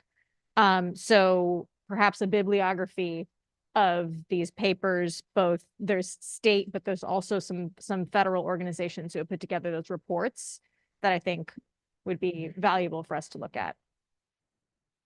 Thank you, Leah. Yeah, that all makes a lot of sense. I'm thinking now we would definitely love to support that effort. I think that like there's 2 pieces there that the 3 of you are talking about. One is more of some desk research that's required of just pulling in existing stuff, but then there is the getting out there and talking to people component as well. But I think we could definitely commit to the first part of that, even over the next few months.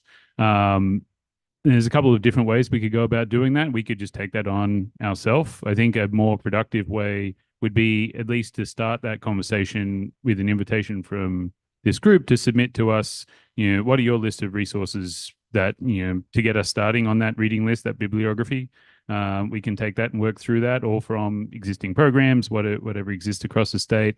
We could then take that and then bring that back to a subsequent meeting for you to then fill in the gaps, identify things that we've missed. Just trying to be as supportive as we can, but also wanting to leverage your expertise in that effort too.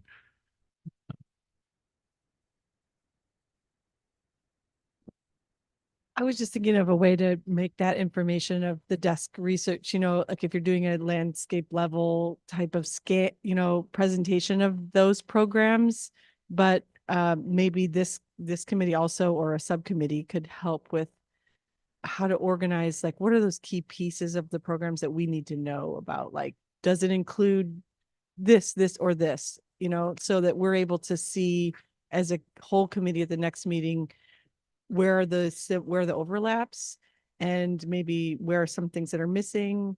And then if we're going to look at what is doing well and what things are working, then we can use that kind of as a guide as well, maybe.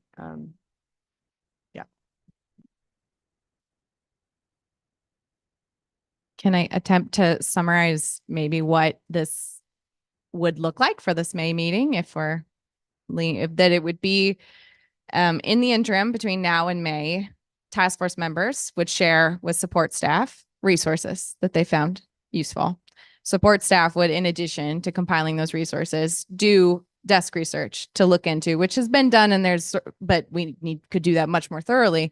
And the intention with that May meeting would be, we're talking about programs at the local, regional, and state level related to land access, right? So basically giving a lay of the land of what those are. That would include barriers, and it would include what's working well, opportunities within that space. And that is the conversation that is had in May. Is that correct? Am I reporting back to people correctly what, like, the direction that we would go from here?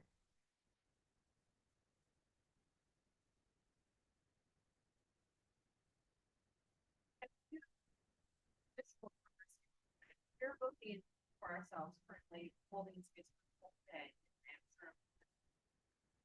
Focus on my. Thank you. Okay, so we have a lot of work to do and a little bit of time to do it if we're going to, according to our timeline, backpedal into a draft recommendations report by August or so-ish of next year. So we've got that work to do. Are there other things up here, other conversations that we want to start to unpack slowly, or quickly? I just don't want, this is really our time to offer direction to one another. We can take a few minutes and talk it through and think it through. I just don't want us to lose time on the in-between, get kind of behind. Go ahead, Doria.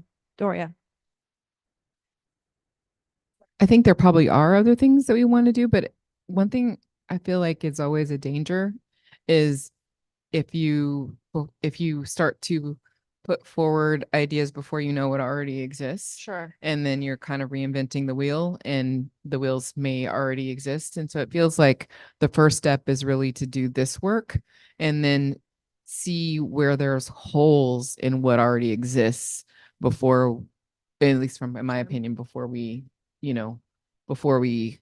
pontificate, kind of beyond that. I had another thought and I just lost it. Yeah,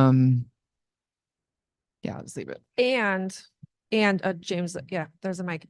And I think you want to connect that with some of your just intuitive and experiential knowledge, the things that you're already seeing are issues. Right. And so actually, I thought it would be great in the May meeting is if we had those practitioners, the CAF, the, other people who have been in this field for a long period of time, working with all of these programs that we're going to be doing this kind of scan on, to talk about their lived experience, trying to make them work. If we could hear directly from people in the May meeting, that would give a lot of content and context. Beyond this, James Nakahara, beyond the stuff that we've already talked about doing in the interim and not wanting to add too much, but if there was another, it's not like a subcommittee per se that, well, it kind of is, but I think the only other thing that I feel comfortable about like working on before we learn the lessons from what's working well and get more of that research done is maybe starting to think about who good technical advisors would be to maybe either invite to that meeting or talk to ahead of time. Because I think that part we know a little bit. I think like everybody here would be able to make really solid recommendations for people who could sit on a technical advisory board or committee. And I think it would be to supplement a lot of the skills and knowledge that we already have on the task force here, but like, legal representation or not legal, like a lawyer, or a specific type of lawyer that has to do with like these types of things. And, we mentioned some of these other orgs earlier that are working to directly provide capital to small scale growers. And I think folks like that would also be good on that committee. But I think that also feels like a lot for the next 2 months. So, yeah. Thanks. So I'm just, apologies for talking. So I'm just want to get clarity on our side of what you want us to do. So we're not sort of going down the wrong path. I was going to ask, in terms of doing this work and that landscape assessment and compiling all this stuff, how best to present that to you all in a way that's useful. And I think Dory's suggestion for one to directly hear from folks who are doing this work obviously makes a lot of sense. If we dump a 1,000-page document on your desk is probably not particularly helpful. So where can we land? What would you like to see? I'd really be curious to hear from you, or what you would like to see. Is it just a compendium of resources? Is it a reading list? Is it, further analysis of what's happening within some of that work? It's a big question, but before we go off and do this work, just some clarity around, again, how it could be of most use.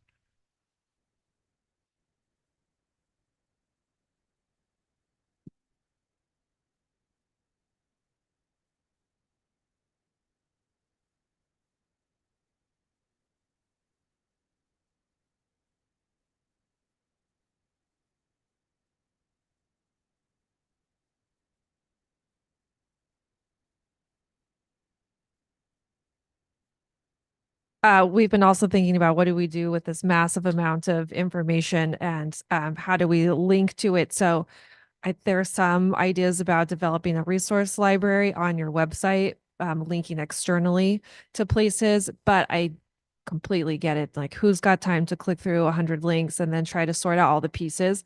Not really anybody, unless it's your full-time job. We got experts over here.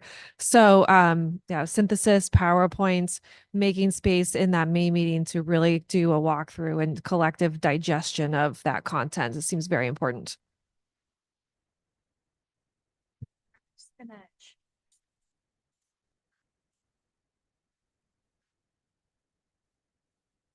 What parameters we would want to make sure to know about. And the things that come to mind to me are, what are the eligibility requirements for the program?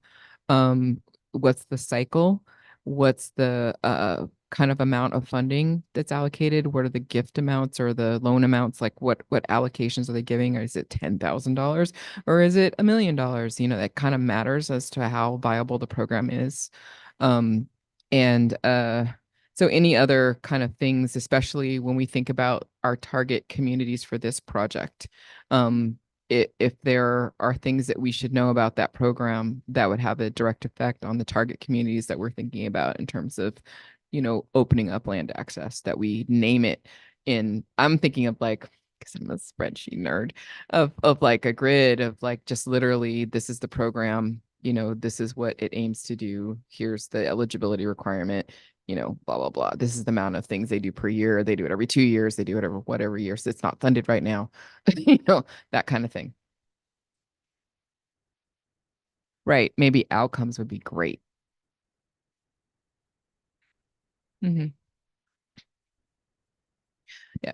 Their goal. So I was all, oh, sorry.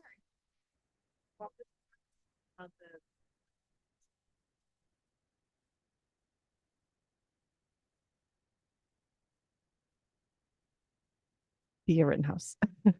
The funding source too, also to see if there's commonalities there. Where's the flexibility or support within existing policies?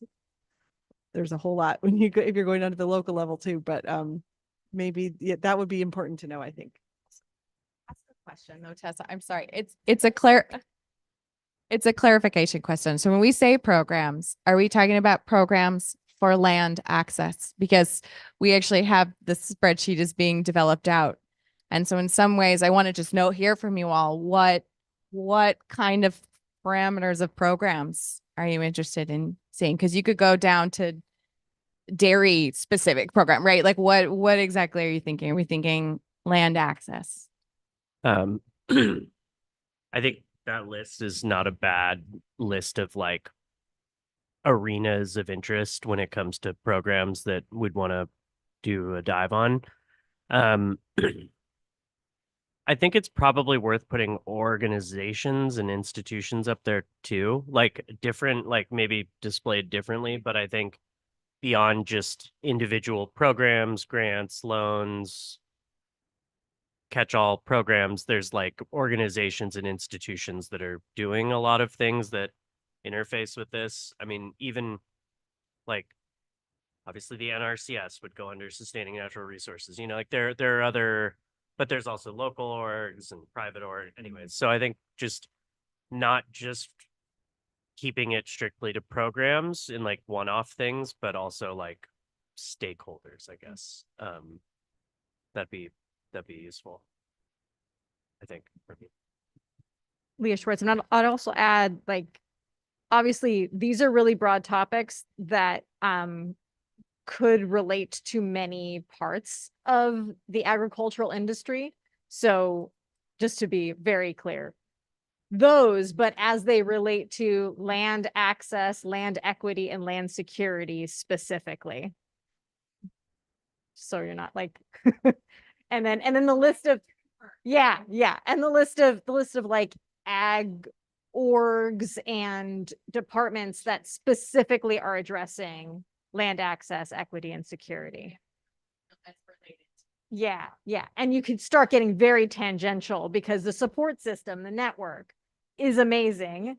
And I think it's also about when we're looking at what exists, it's not just looking at what the holes there, but where those connections are not yet being made. It's about making it easier for farmers to navigate the network because the network should be connected from a higher viewpoint. I think that everyone's just so focused on what they're doing in front of them. There isn't a, strategic growth council to come in and coordinate all of this. So I think that we would be better served by, the synergy of what's happening across the state. So this sounds like a really great body of work for us to get moving on as staff for the next couple of months. And I hear you, I think it was James or maybe it was Doria who said, wanting to have that recon done before we go out and start trying to think about different programs or interventions to not repeat the wheel.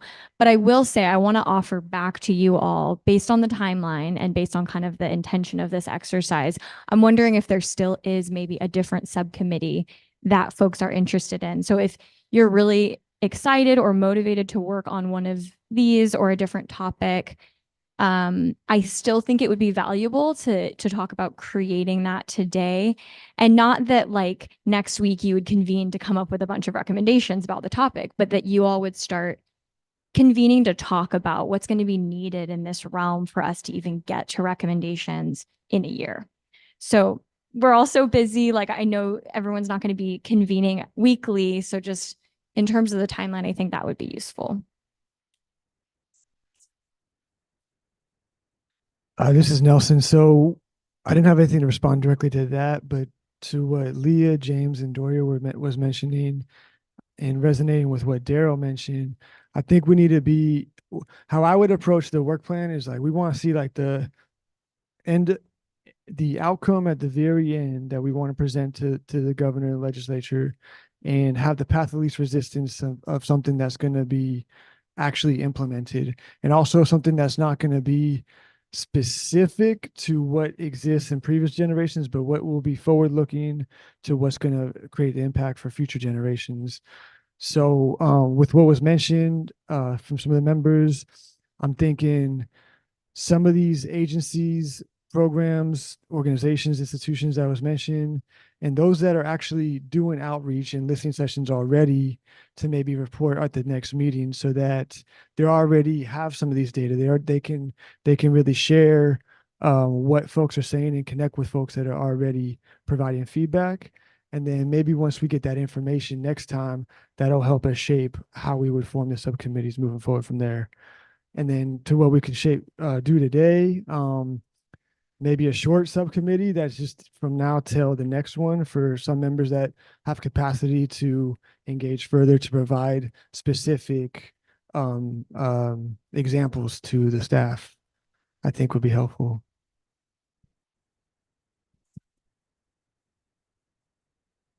Or email directly to us.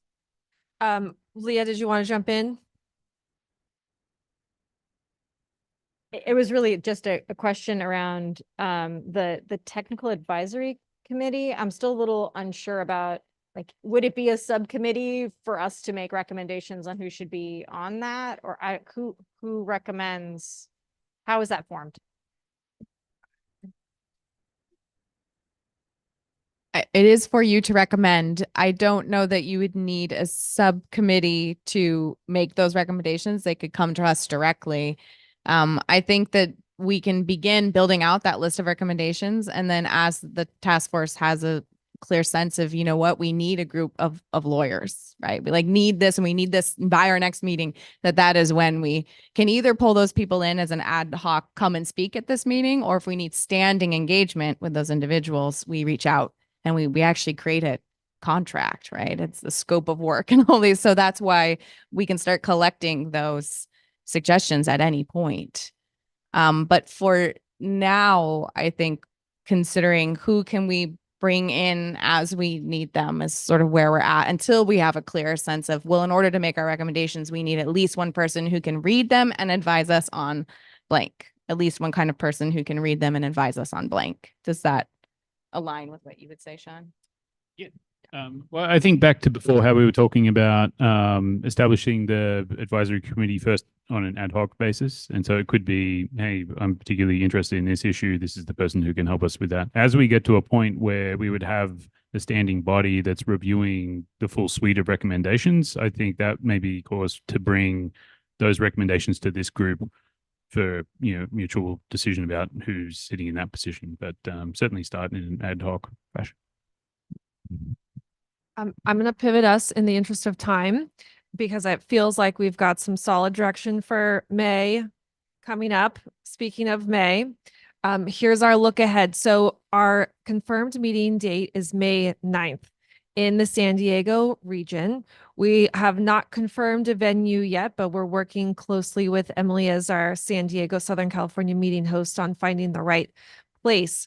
We kind of alluded to this earlier where we've got the opportunity for site visits for certain places, but we want to, we have limitations because of Bagley Keene. So site visits or field trips, if you prefer, are limited to 2 task force members at a place at a time.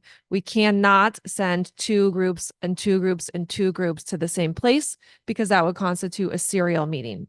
So there's some farms. I know it's a thing. It's a little bit of a limitation. And we did not make it up. So so there's some suggestions here that are provided. There's a number of tribal farms that we can reach out to that would be willing, hopefully, to host a site visit. And there's the RCD that has some space. And so what we want to, we don't have time to organize this right now. So we're going to need to do some organization offline with folks directly. But if you're interested to schedule something either the day before on May 8th or the day after May 10th, we would love to work with you to help with that coordination and make sure you're getting to where you want to be. Also, keeping a purpose in mind, right? So are you going to a place to meet with someone and then learn from their experience, and then your intention is to report back to us what you uncovered, what you learned, gained from that experience, either at the May meeting or at the subsequent meeting afterwards. So it's a little loose right now because we're not, we're still figuring out our direction, but we definitely want to take advantage of the fact that we're changing locations and there's some opportunities for educational exploration down there. Right. And so, of course, that will probably require some overnight stays. So we'll be working with you on your travel arrangements as well. Am I missing anything there?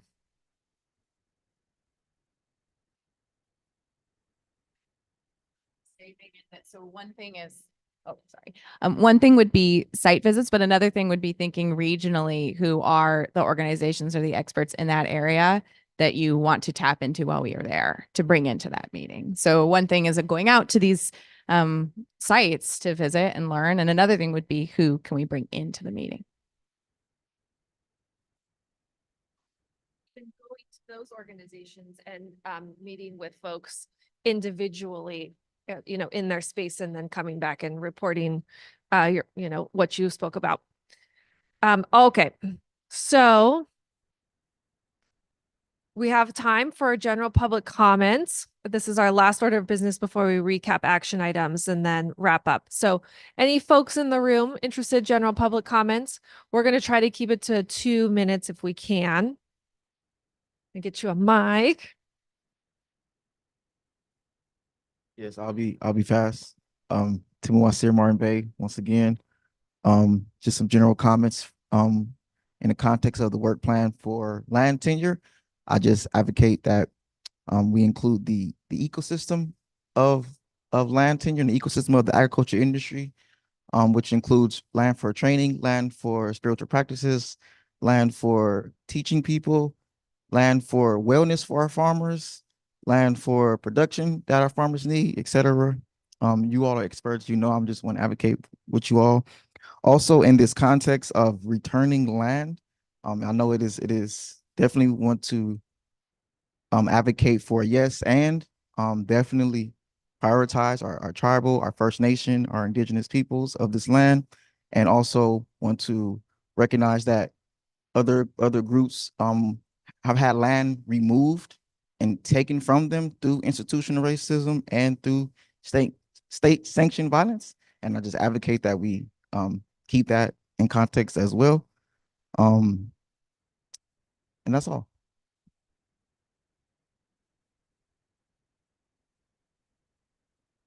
This is Adam X. I would like to voice my support for investigating current practices in existing agencies to see what is working and what needs to be addressed before reinventing the wheel. So definitely think that is a good movement by the task force. And also in regard to subcommittees and existing research, I like to call out the 2020 Farmer Equity Report. That is a good source of data that could be pulled from to support policy recommendations for this task force, and potentially having a subcommittee to ask the general public at this level, given that AB 1348 Farmer Equity Act has been implemented, and this is living proof of that, is what further data needs to be gleaned to make these next set of policy recommendations from that. So I do think it is warranted a potential subcommittee for surveys to the general public, to the affected, to the underserved. How do we take what was done in the 2020 Farmer Equity Report and build off that using the resources and expertise of this task force and the SGC? So that's it. Tessa, do we have any folks online for public comment?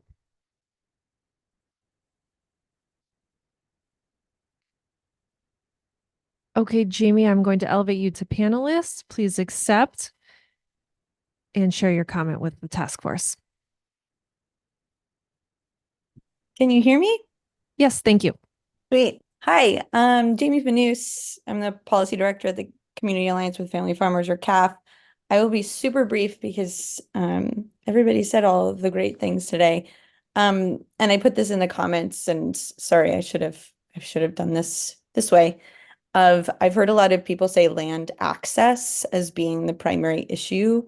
And I just wanted to, this is like a thing that I think we should all be thinking about, of like land reform or land transition, because it's a much more holistic way of thinking about this, since access is one simple thing. But really as simple as that. Just want to acknowledge that distinction moving forward and the importance of it. Thank you. Thank you, Jamie. Doria, yes. You have a the comment that was just made by one of the in-person speakers reminded me of another public comment that was made earlier that I wanted to bring back up. And that is, I do feel like in this interim, it would be great to have maybe put together a document that can live on the website that does create a common reference point for the need for a land equity task force. I think somebody brought that up about like maybe not having everyone be on the same page about why we would even need such a thing. People may not have the same histories. They may not know the histories of people at all. And I actually feel like that is something we should really do, is to have it really clear what is the injustice that we're addressing. Because we all may think it's really obvious, but we're immersed in it, and there might be a larger community of people who are like, why are they doing this?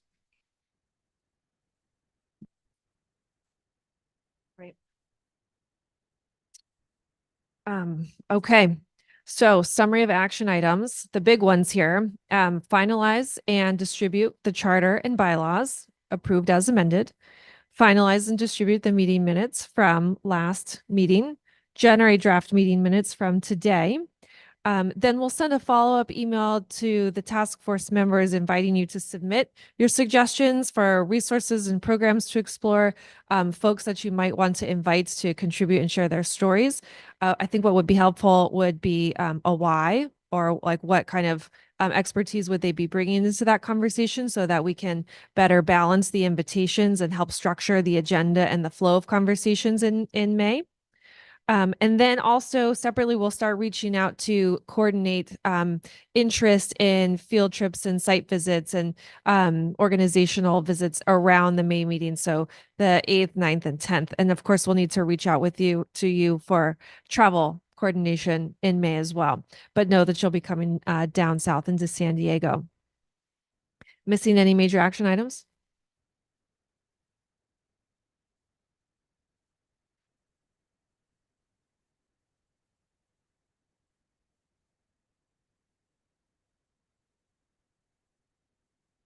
You mean for field trips or site visits? I think what we can do is share this initial list of recommendations, and if folks have other ideas that come through, share them back with us, and then we can just do some coordination, like, like, oh, that one's full because 2 people already expressed interest in that, or, this one is open, would you be interested to do that? So we just have to make sure that we're not in violation of BK, but it's really, I think, whoever's interested in which space gets to go. And I will also say that if there is one site that more than 2 people want it, it's really about 2 people going on to that site at that same time. So we don't want to create a serial meeting situation, but there are ways that we would be able to look into opportunities for more than just 2 people to visit one site. And it's by self-selection. Emily, it's a good question. Volunteers who are interested in a particular site, let staff know, and then staff will do a bit of that coordinating across individuals. So be on the lookout for emails and phone calls from us. All right. Chair Hawkins. Right. I'll keep this brief because we've been here for a long time. Just really want to express our gratitude to the task force members and members of the public for spending quality time on a Friday afternoon and really getting to the meat and potatoes of this huge topic of land equity and getting into solutions. Really excited to be at this point in time to get into the details. And I'll invite Vice Chair Burgueno, if no pressure, if you want to add any closing remarks. Okay. And I now adjourn this meeting. Thanks, everyone.